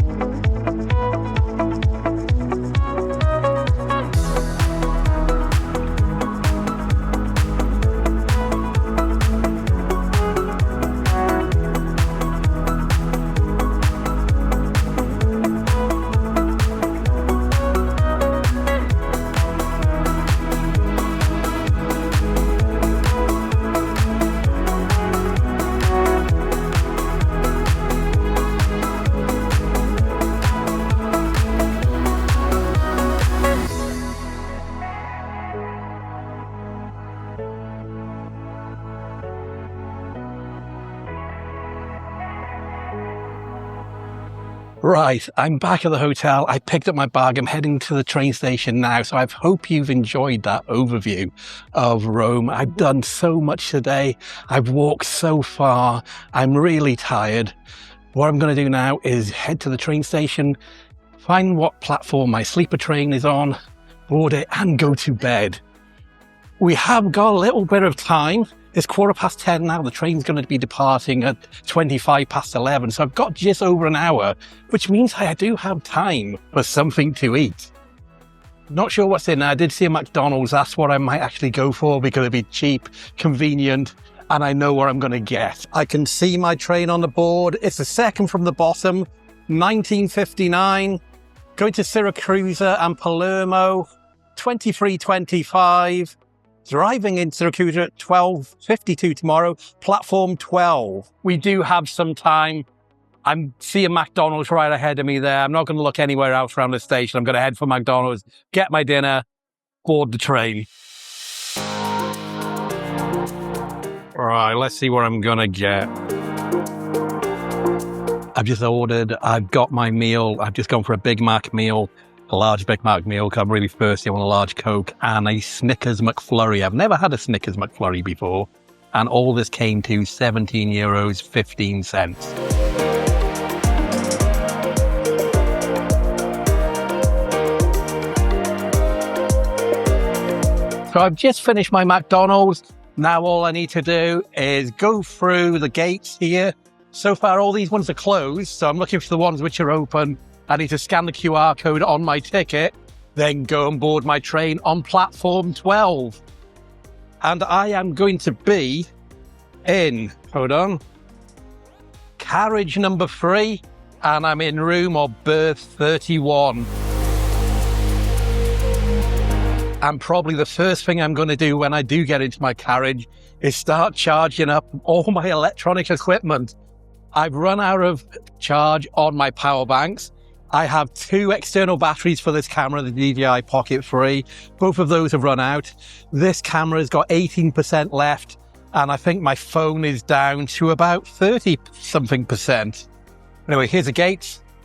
Let's scan my ticket and go in.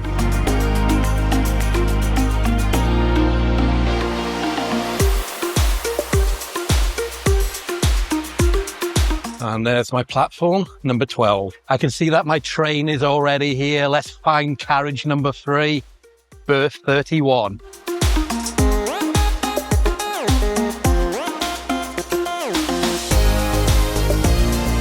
Looks like there's still a lot of people waiting outside, so maybe they haven't unlocked the doors yet.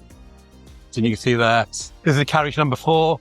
Going to assume mine is the next one. As everybody is waiting outside, I might go right to the very front, take a photo of the train that's going to be pulling us.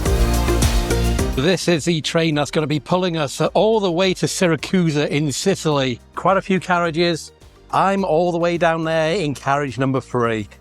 Looks like they're letting people on the train now, so let's head down and get on board.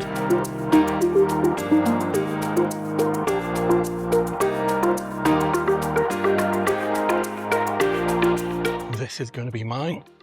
Number 31. There we go. I'll get in and then we'll do a really quick room tour because there's not much to see. So here we go. This is going to be a quick tour of number 31, 33 and 35. I'm just using it as a single today, so it's just 31. We have got a single bed there. Bedding's already made up. Got a pillow wrapped in plastic, so I'll take that plastic off shortly. The other 2 beds, that one there and that one there, have been folded up because, like I said, this is going to be a single today. Window. We've got a door that goes through to next door. I made sure that's locked by moving it that way. Above, in that direction, we've got a storage area. So if you have brought your suitcase, you can put it up there. That looks like it's part of the sofa. So tomorrow when the bed goes back up and this becomes a sofa, I'll put that on there, or the train attendant might do that for me. There's the switches for the people who are on the top bunk. There's the switches for the people who are on the middle bunk. And there's the switches for me. Got a plug there by the look of it. Lights, light there. Going to assume that's to lock the door or something. Oh, that may be the master light. Over in this direction, we've got a waste paper bin by there. And I'm going to assume, yeah, under here we have got a sink. And again, there's some storage space up there as well. So that was a really quick tour of this room. Journey is going to be a little over 12 hours. I think 7:30 in the morning is when we get to the station that then boards the ferry. So this train, which is one of the reasons why I'm doing this whole journey, because I thought it'd be really interesting. This train actually boards a ferry, and I've never been on a train that goes on a boat before, so that's going to be something to look forward to. Once we get moving, I guess I'm going to have to show my ticket to the conductor. Might also take breakfast orders as well. I'm not sure. I haven't been on this particular sleep train before, but when I've been on sleep trains throughout Europe, usually they take a breakfast order and bring that to you in the morning. But yeah, like I said, I think I now need to charge all my electronic equipment. Once we get going, I'll start filming again. See you shortly. And there we go. Everything on charge. Let's just have a quick look in the corridor.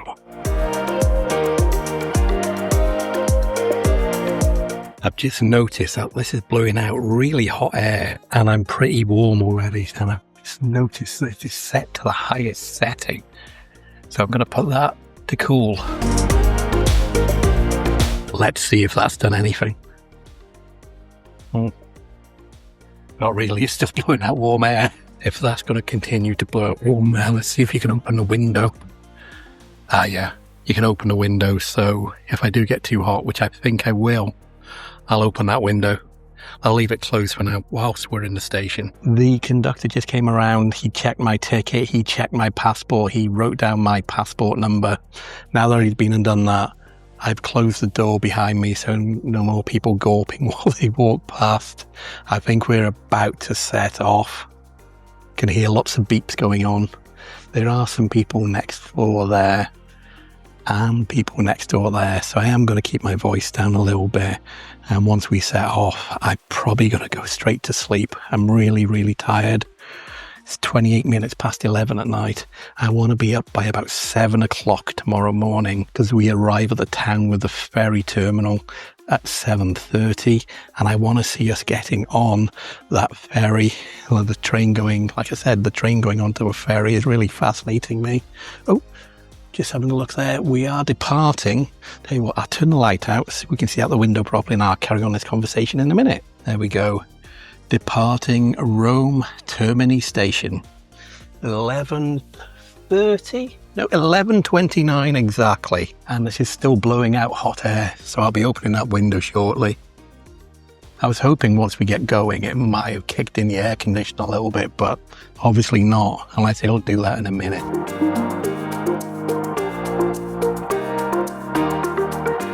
I've opened the window, hopefully let a bit of air in, fresh air, because that's still pretty warm, and that doesn't go down any further to the cool section. I don't know what to do. Should I get undressed and go to bed now? I would like to, but I'm worried that the conductors are going to come back and maybe take a breakfast order. But normally, when you're on a sleeper train, there's a piece of paper already on your bed and you just fill that in and hand it to the conductor as you're departing. So maybe this train doesn't actually have breakfast on. At least I've got a few little snacks in my bag for breakfast. I've got a breakfast bar, actually, some chocolate, and one more brownie and one more short crust biscuit that I took at London Euston Station. I promise you that's the last of them now. Although on the way home I'll be in there again. I'll probably fill my boots again. So on the way back from the centre of Rome to the hotel, I did call in a supermarket. I got myself a large bottle of water and also just a lemon soda, a can of lemon soda as well, just so I've got a bit of flavour in my mouth rather than just plain water. We're getting up some speed now. Conductor hasn't come back, so I might settle in for the night. And I've just noticed as well, when I took all the cellophane off the cushion, it does come with a pillowcase as well in there, so I'll put that on. And I also noticed we do have a second pillow up here if I want to have two pillows. But again, like I said, it's missing the menu to write on for your breakfast. You also usually get maybe a small face cloth or a towel, at least on the other sleepers I've been on around Europe. So I can have a proper wash, well, I'll say a proper wash, a reasonable wash in this sink, but I don't have anything. Maybe I could use the pillowcase from that second pillow up there if I don't need two pillows. I'll see what it's like first. And then if I'm not using it tomorrow when I have my morning wash in the sink here, I will use that as a towel just to dry myself afterwards. Anyway, I'm going to settle in for the night now. I've said good night and I will see you tomorrow morning.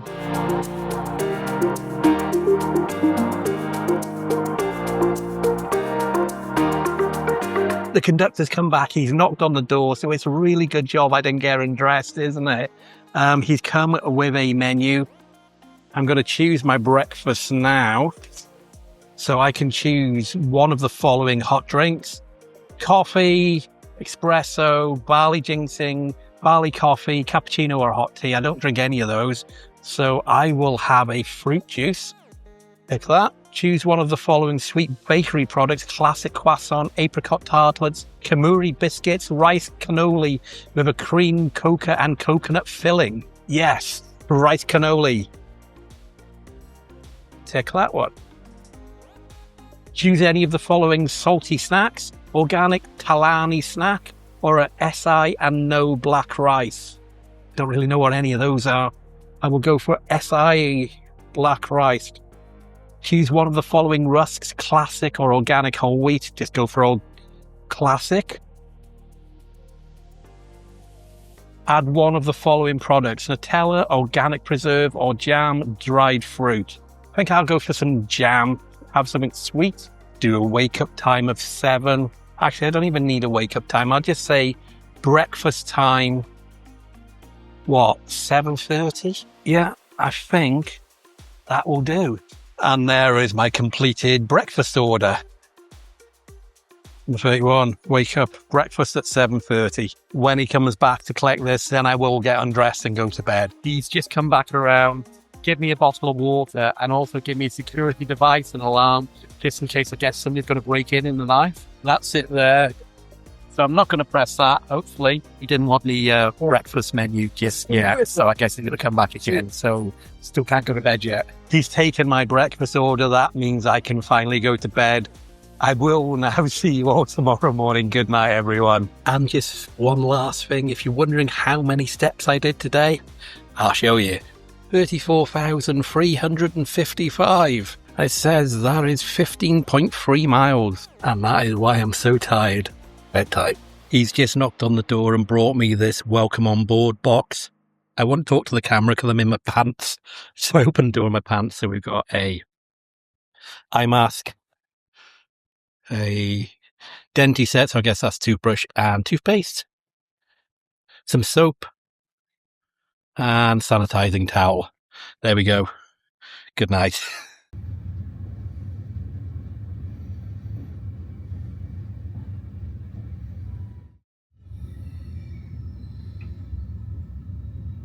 Good morning, everyone, from somewhere along the coast of southern Italy.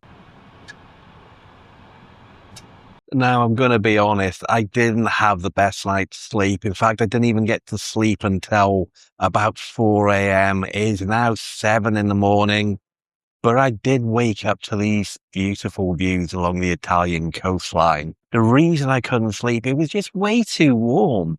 Even with the window open, it was just still boiling hot in here.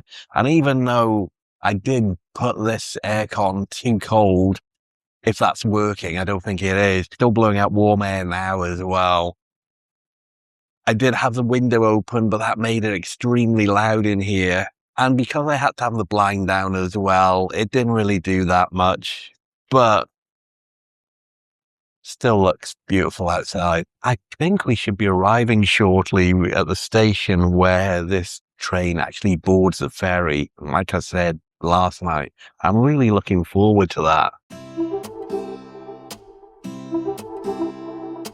We have stopped at the station, which is called Villa di San Giovanni. This is where, I guess in a few minutes' time, we're going to be boarding the ferry. The port is just outside there, so we must just carry on along the track a little bit further, then board the ferry. In fact, I can see another ferry just over by there. Wow, it's so much cooler in the corridor than it is in my room. Here we go. I think we're about to go into the ferry.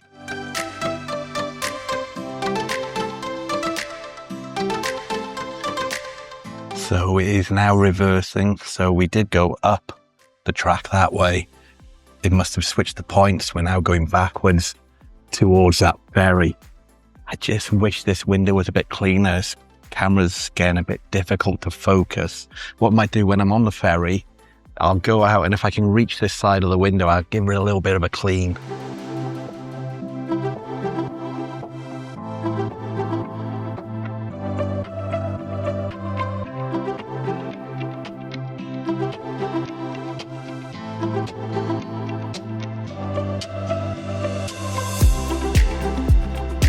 Well, we're on board. I think the carriage is going to split into a number of sections because no way this train is going to fit in one line. And it looks like there's 1, 2, 3, 4 sets of tracks in here as well. So maybe the train divides into 4 sections. But it does mean that there will be a train on my left-hand side here. So I might not be able to get to this window to give it a bit of a wash. I think it's time I go out and go onto deck.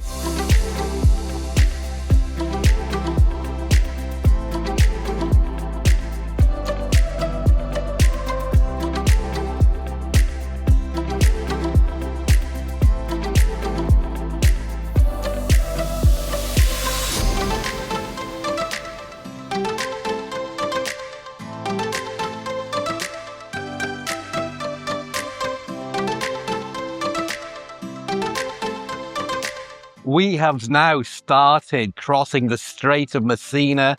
This journey should take between 30 and 35 minutes. You can see our trains down there. Mine is about 2 behind there. There's nobody right by the side of us. So when we are approaching port, I will go down a little bit early and see if I can clean the window. And it's because of this ferry journey I decided to do this trip all the way from North Wales to Malta, because I'm not aware of any other places where your train actually goes on board a boat. If you are familiar with some other places like this, please let me know in the comments down below, because I'd love to go on those journeys as well. So the boat is now turned round. We're heading in this direction. I'm going to see if I can go to the front of the ship. Or I guess I should say the bow of the ship. If you don't want to be outside, there are places to sit inside as well. But it is a short journey, so I want to be outside, looking at the views. Doesn't look like you can actually get out to the bow. Best you're going to get is one of these forward-facing windows. So I think I'm going to head back to the stern of the ship so I can go outside. You can't go any higher on the higher decks either. They're all roped off. And it does look the only people on board are the people who are on that train. And before leaving the train as well, I did padlock my bag to the ladder in there, so nobody's going to walk off with it, hopefully, unless they take the ladder with them.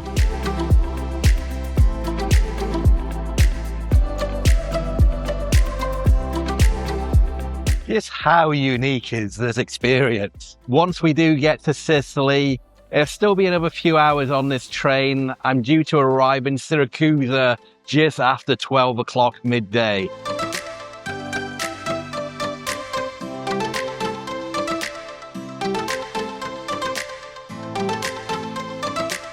So I'm gonna guess. I can see some boats over by there, or some ferries. That's gonna be Messina. Feels like a short 35 minutes.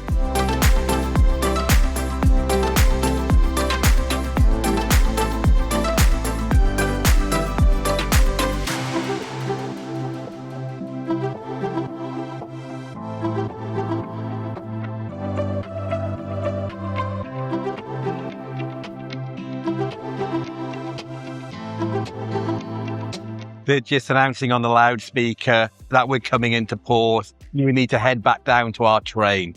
Got to do that now and see if I can clean the window.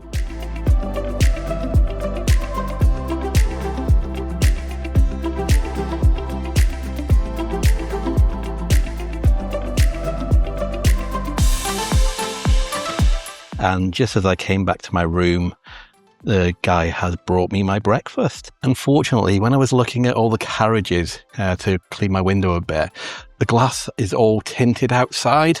I left my bottle of water in the window so I'll be able to recognise it, but I can't see through. If I left the light on, probably would have seen it, but unfortunately I didn't. Wonder if I've got enough time to just go outside now. No, better not. Because there was a man on the deck there who was kind of directing people to go into the carriage. So I probably don't have time. Just going to wash my hands before eating my breakfast. I don't have a towel to dry these on, so I have been using one of the pillowcases.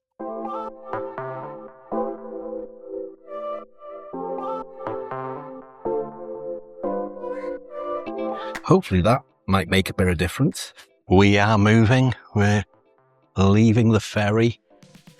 Like I said, we should be in Siracusa just after midday, so we've still got 3 hours to go. It's just after 9 o'clock now. Doesn't look that cleaned the window very much, to be honest.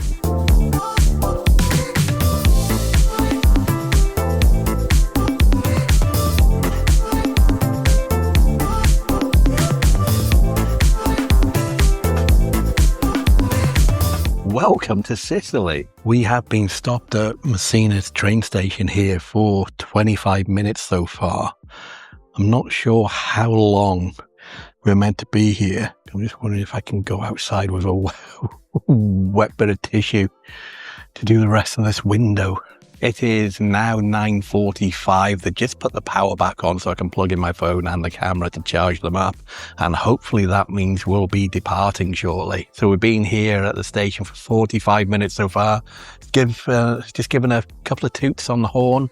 That must mean they want everybody to get back on board. And we're about to depart. Fingers crossed anyway. It's 5 to 10. We still haven't departed. Ooh. Blowing the whistle. So we are about to depart. While I've been waiting, I have booked my train ticket from Siracusa to Pozzallo. I'm not using my Interrail pass today because that is the only train I'm going to be taking. So I don't want to use a whole day's Interrail pass for one hour train. So I've done that on the Train Italian website.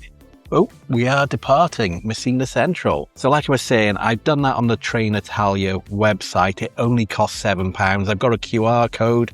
I'm going to be departing at 2:15 from Siracusa, arriving in Pozzallo 15:18. So 20 past 3, which means it's a 1 hour, 3-minute train. Pozzallo is where I'm going to be catching my next ferry. I'm going to finish all the train journeys there and catch the ferry all the way over to the island of Malta. I'm going to have a few hours, 3 hours in Pozzallo. I was debating whether to either have some free time in Siracusa, which is a lot larger than Pozzallo, but I was a bit worried about the trains. I wanted to make sure I caught that ferry. So I've decided to go to Pozzallo, have my lunch in Pozzallo, then catch the ferry over to Malta. Anyway, we're on our way. We should be arriving in Siracusa in 2 hours, 40 something minutes.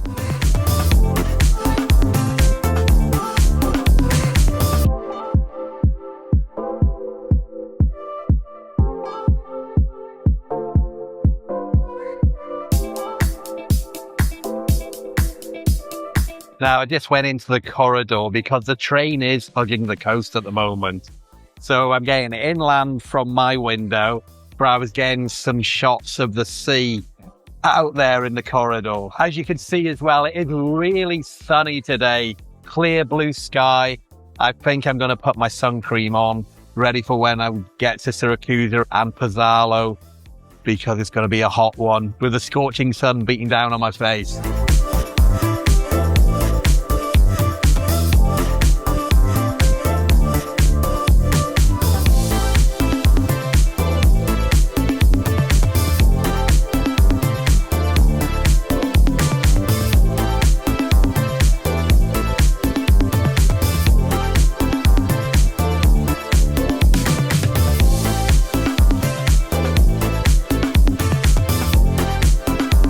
Although I do like sitting in my room here, my own little private cabin, it is nice just to go into the corridor and look at those spectacular coastal views.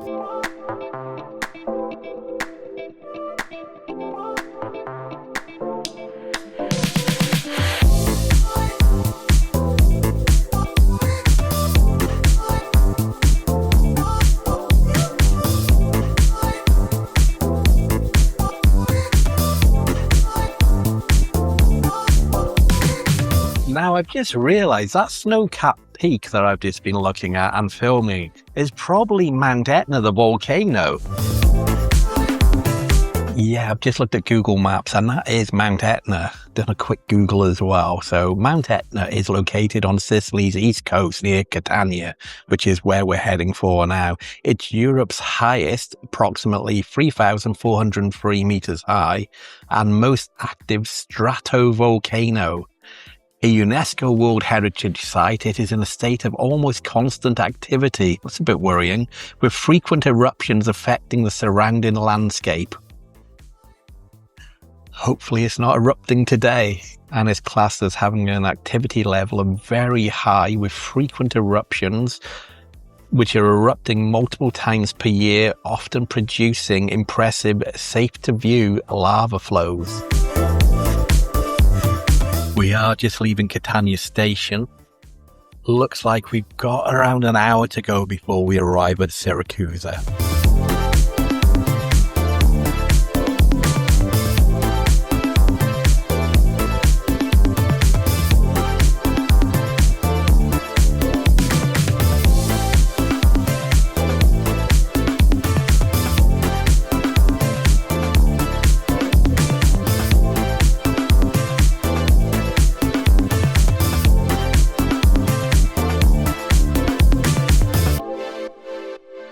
I think we're arriving into Siracusa or Syracuse now, which means this is where I get off. I've then got about just over an hour wait for my next train to Pozzallo.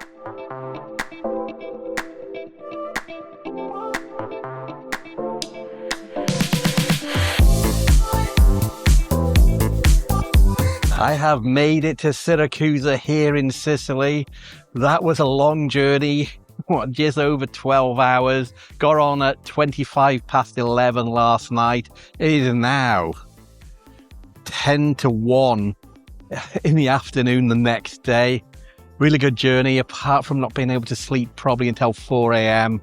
But now I'm going to see if there's somewhere inside I can wait out of the sun and then catch my next train to Pozzallo in just over an hour's time. I've got an hour, so I'm just going to have a little look around outside the station. Although it does seem to be a bit of a building site. When I was walking past all the rooms in the station, they were all kind of closed off and it looks like they've got plasterers in. Probably doing quite a major renovation here, I think.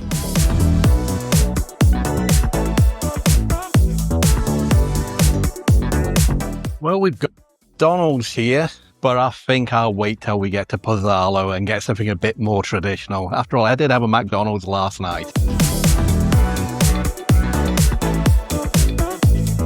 Now, I think I'm going to play it safe and head back to the train station. Doesn't seem to be too much around this area. I know that Syracuse or Siracusa is a lot bigger than Pozzallo if I keep walking a bit more in that direction. But let's just head back and I'll get some lunch in Pozzallo later. And here is a map of Siracusa city. And as you can see, there is a lot to do here. Just I don't have enough time. That's not my train. That's going to Milan Centrale, where I was the other day. I've just found somewhere in the shade to sit down. I'm going to be here for about an hour. Hopefully my next train's on time. And then the next train to Pazzallo, I think I mentioned it earlier, is going to be 1 hour, 3 minutes long. There is the train that I arrived on leaving. I think it's going all the way back to Rome. So it's only 5 to 2. But my train to Gela, although I'm getting off before that, at 2:15, so another 20 minutes, has just arrived at the platform there. Because there's nothing else for platform 1, so that one must be my train. Don't want to get on it yet, just in case it's not.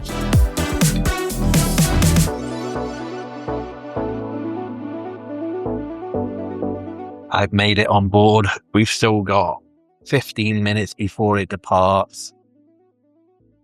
I'm sitting on the left side because this is the coastline side, so hopefully we can continue to get some amazing views on our way to Pozzallo. 2 police officers just came on board, then walked up and down the carriage, gave me a bit of a look, but then carried on. We have departed Siracusa station bound for Pozzallo. We should be there in 1 hour and 3 minutes. And there is a TV screen as well showing all the stops along the way. But just to be safe, I always bring up these journeys on Google as well, just so I know which stop is next.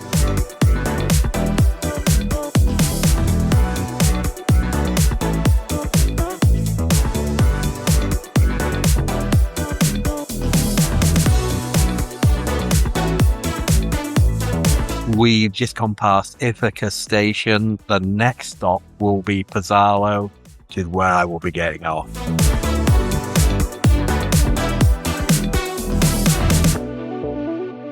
Looks like we're pulling into Pozzallo station now. I've made it to Palazzo station. There's my train behind me. That's going to keep going off in that direction. What I'm going to do now is I've got 3 hours. No, I've actually got 4 hours before my ferry. Most people just get a taxi from here to go to the ferry terminal. But I'm going to walk through the town, look for something to eat, maybe go to by the coast. Bye-bye train. Thank you for a nice journey from Siracusa. Anyway, let's go out the building and start walking. I've already been approached by a taxi driver and I haven't even left the station yet. He's gave me his card asking if I wanted to go to the ferry. I just said politely no, want to go for a walk. And this is what it looks like right out the station. So it looks like maybe a taxi driver comes here every time there's a train arriving just to take people to the ferry. Look at that, I've got a little tuxedo cat there. I'll leave it be though in case it's a bit scared. Ginger cat there. I've seen 4 cats already.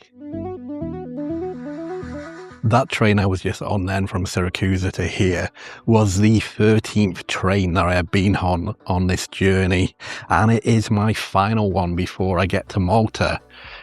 So in total, I've done 13 trains. One of those is the Paris Metro. 1 ferry so far, another ferry to go. So 13 trains and 2 ferries. So that brings my total to 15 items of transport on this trip going to Malta. While I'm here in Sicily as well, I'm going to make no reference to The Godfather. Looks like there's the coast. Now I've come to this bit of a shaded area here underneath some trees, got some benches. Got a fountain behind us there. I'm wondering if this might be like the town square. It looks like there is a bit of a square over there. There's a cafe over there. There's another restaurant over by there. Might look at a couple of menus. I quite actually fancy seafood as well because we are on the coast, so that'd probably be the most traditional thing I could get. And you know it's going to be fresh as well. Okay, before I eat, I'm going to have a look at the beach. Ooh, look at that. It's a bigger beach than I imagined, actually. So we've got this beach going all the way down there. Got this little bridge, well, not little, but you know what I mean, a bridge going that way. That is unfortunately closed, so I can't go over that bridge there. And then the ferry terminal is going to be over in that direction. But there is the beach. Now, I did just pass the restaurant when I was walking down that alleyway by there to come to the beach. I might go and take a look at the menu, see what it's like, see if they got seafood, which they probably will have, I'm going to guess. Go in, have my lunch. Really, really hungry.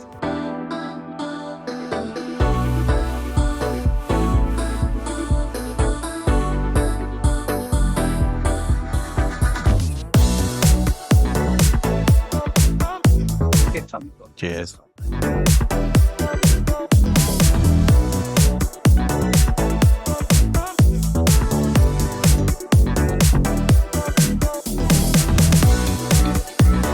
I finished my lunch. It's really nice, but I have to admit, it didn't look like I expected. So I ordered calamari, and maybe I'm uncultured, but calamari to me is kind of like onion rings almost, you know, battered squid in circles. But that was the actual whole squid. Still tasted really good. Had a beer as well. Total cost of that came to exactly 25 euros. I'm now going to walk through, hold on, off the road first thing. I'm now going to walk through Pozzallo in the direction of the ferry terminal. I want to be there about an hour early. I've just been reading my ticket while I was eating then. And it does say foot passengers should check in an hour early. So that's at 6:30. Time is now 23 minutes past 4, so I've got 2 hours to kill. Look, according to Google Maps, it's about a 35-minute walk from here. I'm not going to use Google Maps to get there, though, because if I just keep the sea on my left-hand side, I'll get there eventually. So I'm just going to take my time, walk through the streets, and see what else is here in Pozzallo. I do have to admit, though, I'm still pretty hungry. Going to assume that the ferry terminal is over there past that harbour wall. I've just come down here, so that bridge that was closed earlier is over there. So I walked down the road a little bit, spotted this way to the sea, and wondered to myself if I could continue walking along here. But I can't, so I'm going to head back up to the road. There's also a novelty giant bench there. Got nobody to take my photograph on it though, so I'll just walk past it. I've been walking along what I'm going to call the main street or the high street for about the last 5 minutes. I just looked left down one of the side streets and I could see quite a biggish wall by the sea. That kind of looks a bit like a promenade, so I've just turned left. Going to take a look, see if I can carry on walking along the coastline. And I might sound a bit greedy, but I do think I need something else to eat before I get on that ferry. I suppose I didn't have any breakfast, and that's all I've eaten all day, and it was a very small portion of squid.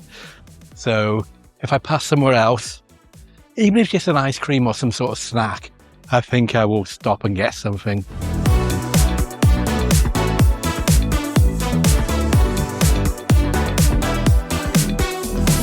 And it does now look like there's a place to walk next to the coast, at least for a while anyways. I'm going to be walking here. If you can see me in this silhouette because the sun's right behind me. There we go, that must be a bit better. But yeah, it looks like I can walk along the coastline here.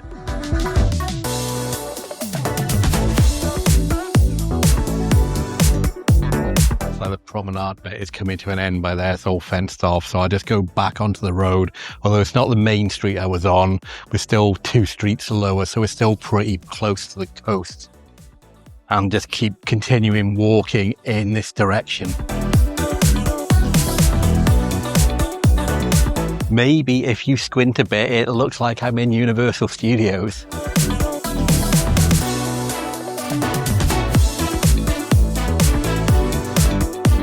Walking around Pozzallo, it's a bit of a contradiction, I think. It's a bit of a strange place. It looks like at one point there was maybe a lot of money here, and I'm going to assume because of the port. Then maybe when that industry dried up a little bit, it fell into a little bit of disrepair, because all the buildings from the train station down to this main street, they're all looking a bit, I don't know, a bit ropey. Then you have the main street, and that was just looks like brand new road, brand new pavements, etc. You've got this park area here, which looks really nice, but then you can see it's actually falling into disrepair a bit, just along the edges. By there, the concrete's coming loose. So maybe it had some EU funding a few years ago to regenerate and rejuvenate the area. But it's a nice little town. In the restaurant, the guy who was serving me there, he was really friendly. And as you can see, it's beautiful weather. Right by the coast here, there is a breeze, which I'm really, really grateful for, because it is pretty warm. You can probably tell the blue skies, the sun beating down on me. It's a nice Mediterranean day. I would like to sit down on some benches, but none of the ones I've gone past so far have been in the shade. Just look where I walk. So this is the promenade that I've come on, all the way from down there. Been walking for maybe about 15, even 20 minutes. I don't think it's very far to go to the ferry terminal now. It's over there. I haven't seen any ice cream shops.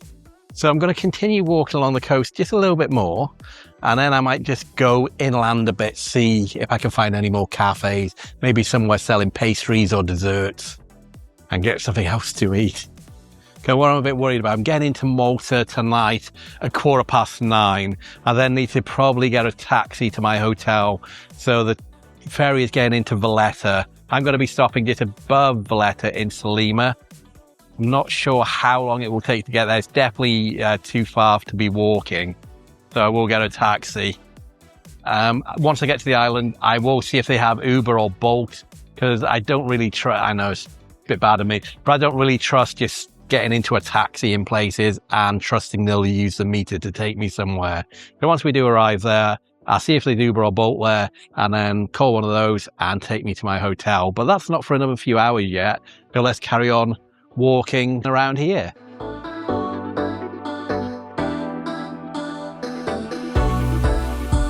I've come to the end of the promenade area. It actually leads directly onto the beach there. I don't fancy walking on the beach in case I get sand in my shoes, and I don't want to have sand in my shoes for the next couple of days. I could tip it out, but there's always a little bit of residue in there. Looks like maybe just behind that building there I can get onto a road, so I'll do that now. But look at this view here. There's another beach right ahead of me.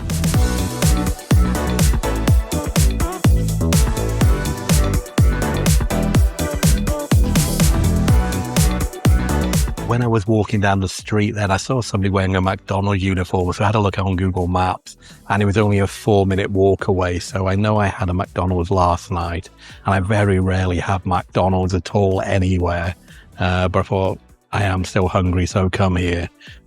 Got myself a Big Mac meal, a large Big Mac meal with a Coke, and the main thing is I've got myself another McFlurry, so I really want an ice cream. And here we go again, another large Coke, basically exactly the same as I had last night. A Big Mac, fries, and a Snickers McFlurry.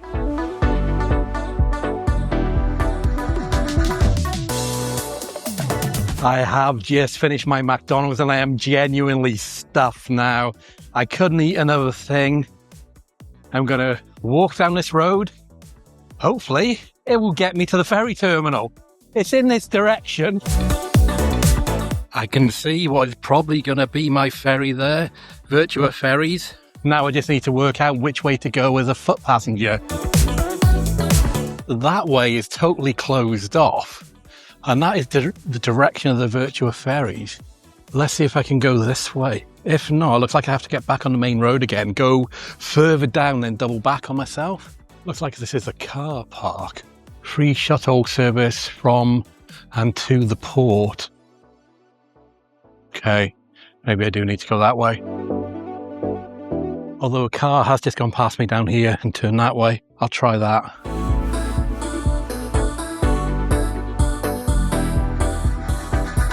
It looks like this path goes all the way to the ferry terminal now. So I am going in the right direction.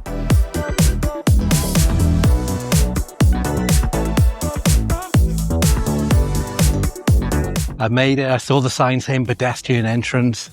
It looks like this is the terminal building behind me here. Go in and see what formalities I need to do.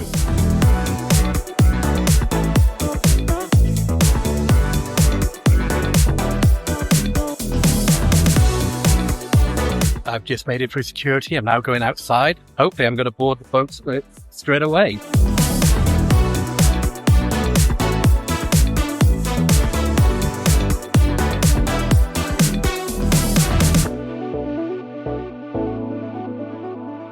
So it looks like there's no way to get out into the front, into the bow of the ship. There was some seats right at the front. Actually, all the seats at the front was taken, so I could have gone back a little bit. But I want to be outside, so it looks like the only place to go outside is right at the back. Although, it doesn't look like you can see that much. This is it. And there's no entry up to the next level. So this, from what I can see so far, is the only outdoor space. We're not due to depart for another hour and 25 minutes, so we've still got quite a while before we leave. While I'm waiting for us to depart, I might just go back in and sit inside for a little bit. Still got an hour to go. I've actually swapped seats because I wasn't right in the very front. I had a row of people in front of me. I couldn't really see that much. Plus the bow of the ship comes up a bit, so you can't see the water below you. So currently I've just come to the left-hand side because I should hopefully get a good view of the port while we're leaving. Then once we do leave, I'm just going to jot up and down a little bit, try and get the best shots, go down to the back. I know there's not much to see at the back, and that's a very small area, but I'll go there. These chairs are also a bit more comfortable as well. A bit like an airline chair, whereas the ones I was sitting at the front, it was just almost like a little sofa. So that's my current view. That is the terminal building where I came from. That's where they did the passport checks and the ticket checks. And I walked through that door there, came along there to here, then walked up here, then came that way, and then walked up the stairs onto the ship. Here we go. I found the safety information sheets as well about what happens if we're going to sink. So there's a life jacket located under our seat. I'll have to take my high heels off. Slide down the slide. Don't do like I normally do in a water park. Go straight like that so I get some more speed. So sit upright. Open your legs wide. And then go into the lifeboats. This is a map of the ship. I couldn't get onto the bridge deck, that was fenced off. I'm on the upper deck, and that's the only deck that I can actually get on. And look, there is nowhere near the front to go. It is just that small section by the back there.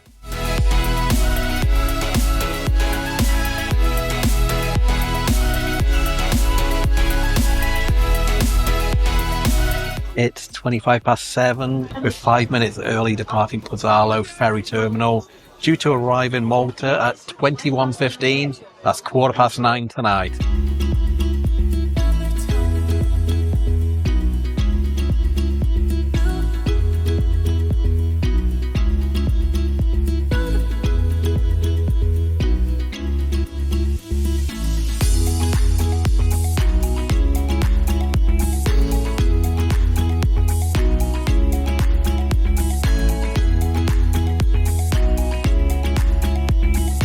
I have come onto the stern, the back of the boat.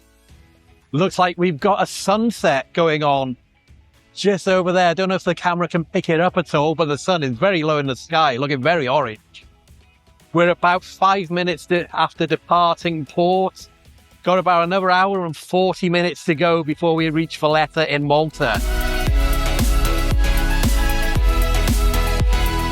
It's just a shame that this outdoor area, which is the only outdoor area on this ship, at least for the economy class people like me, the plebs, just not very big at all.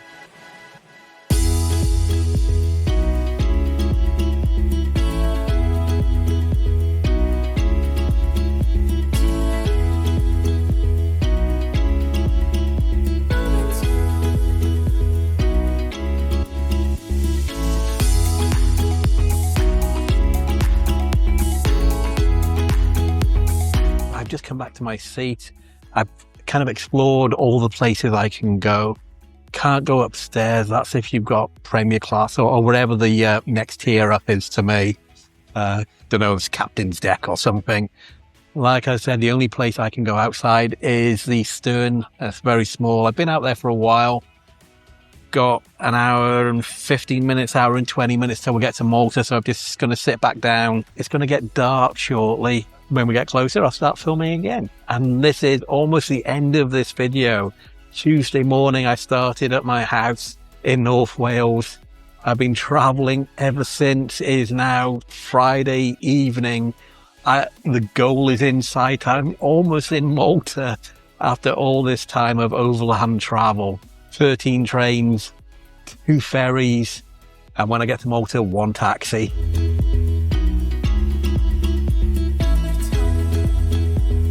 It looks like we're approaching land. Just going to go out the back to see if I can get a better shot of Malta.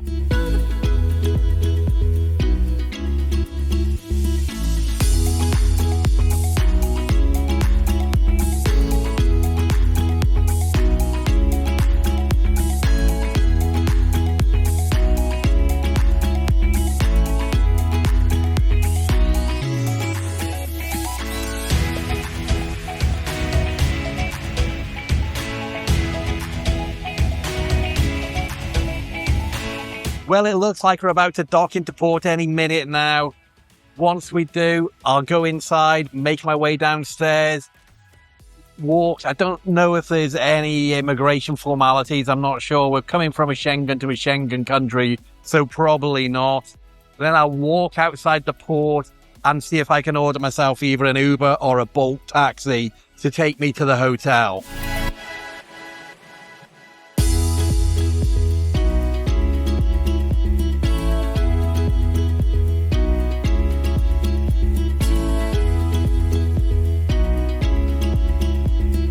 Time to head inside and leave the ship.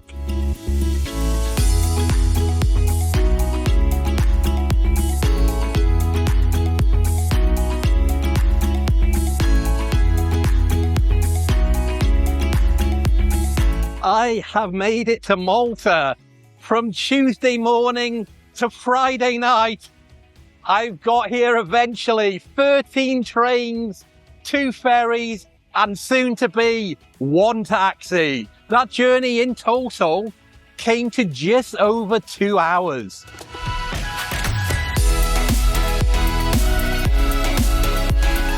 Okay, I've just checked and they do have Uber here. So I'm ordering an Uber now. It's just confirming my trip. It's requesting it. It's only going to be €7.15. Looking for nearby drivers. Hopefully I get something soon. There's lots of taxis behind me outside the ferry terminal. The white taxis. I did hear bad things about them, sometimes overcharging people, which is why I am going with Uber. Like some of the things I was reading, they were charging over 30, 40, even €50 to take them to Salima, which is where I'll be going. If this works out, it's going to be €7. I have just been allocated a driver. It's going to be a Ford Cougar pickup in 6 minutes' time. Oh no, he's just cancelled. So it's looking for another one. I was one of the first people off the boat. Now there's a load of people waiting over there where the taxi pickup point is. And they're not getting into taxis, so I'm going to be assuming they're also requesting Ubers, which means there's going to be quite a lot of demand for Ubers and bulk taxis coming here. And now that that one's cancelled, I'm probably back down in the queue again. Okay, I've got one. This is going to be a black Peugeot 308. Going to be here in 6 minutes. Let's hope he doesn't cancel as well. Looking at the map, he's going further away from me. He started at 2.7 miles away, now at 3 miles away. He's just less than 1 mile away, 2 minutes to go. Hopefully he won't cancel.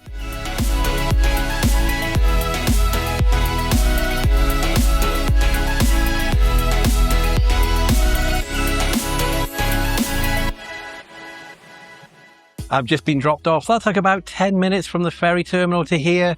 Let's go and check into my hotel. I've checked in. I've come up to the 8th floor. I'm room 802. Do you want to have a quick look around the room? Of course you do. I'm actually really surprised because I picked this hotel for two reasons.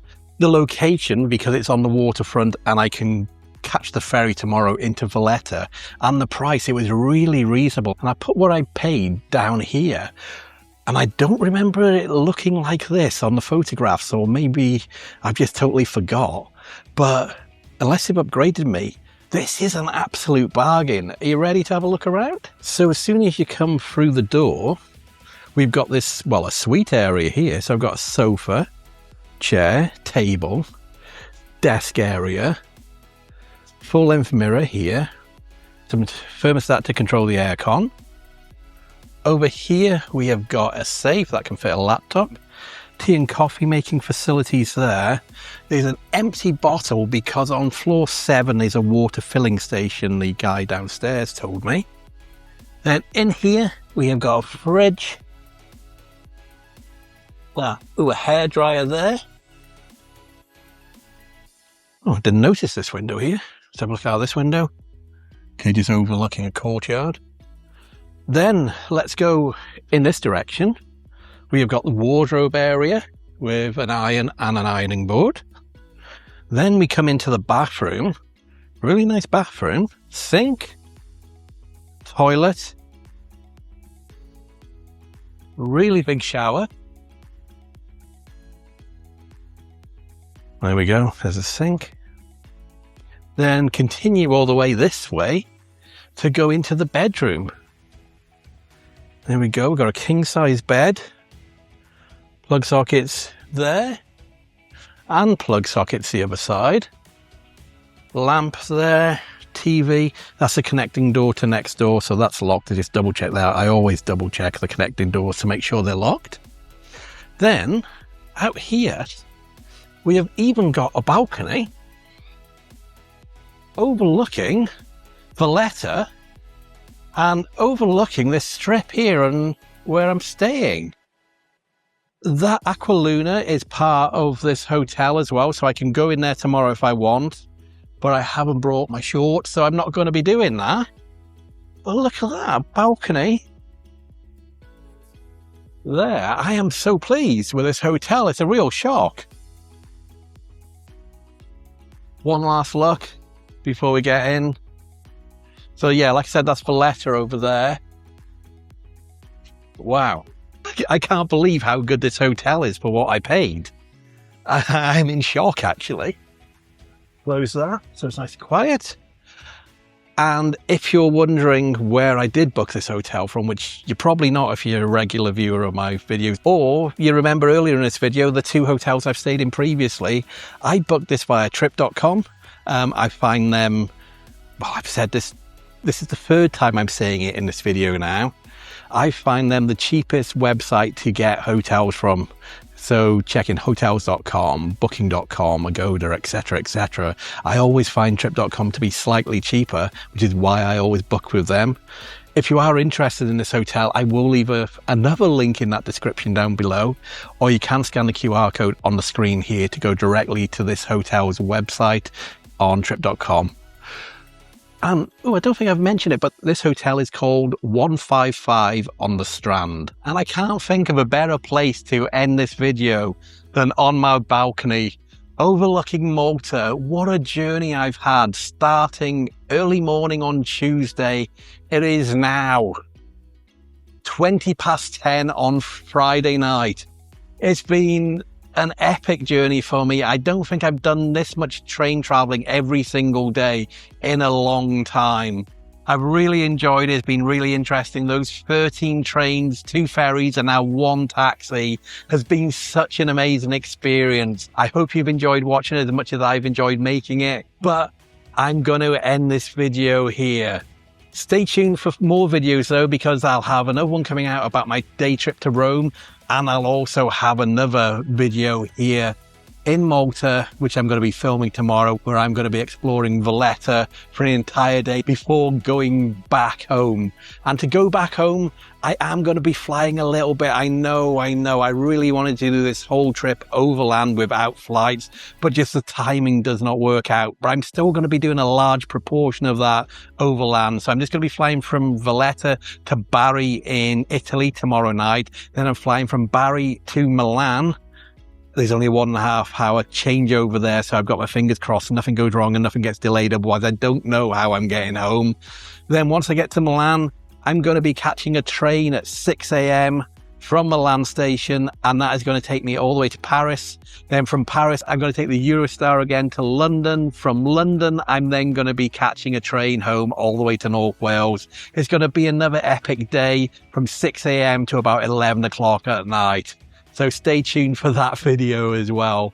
But like I said, I will be finishing this video now. If you have made it to the end, thank you so much for watching. It is really, really appreciated. I realize this is probably going to be a very long video, but if you are new here and you don't know who I am, my name's Mark, and normally we're my son Matthew and daughter Holly, but they're not on this trip. It's a school week, so they're in school this week. We make travel and theme park videos from around the world. And if you've enjoyed what you see, please think about liking, subscribing, and hitting that notification bell button. I will see you in the next one. Bye.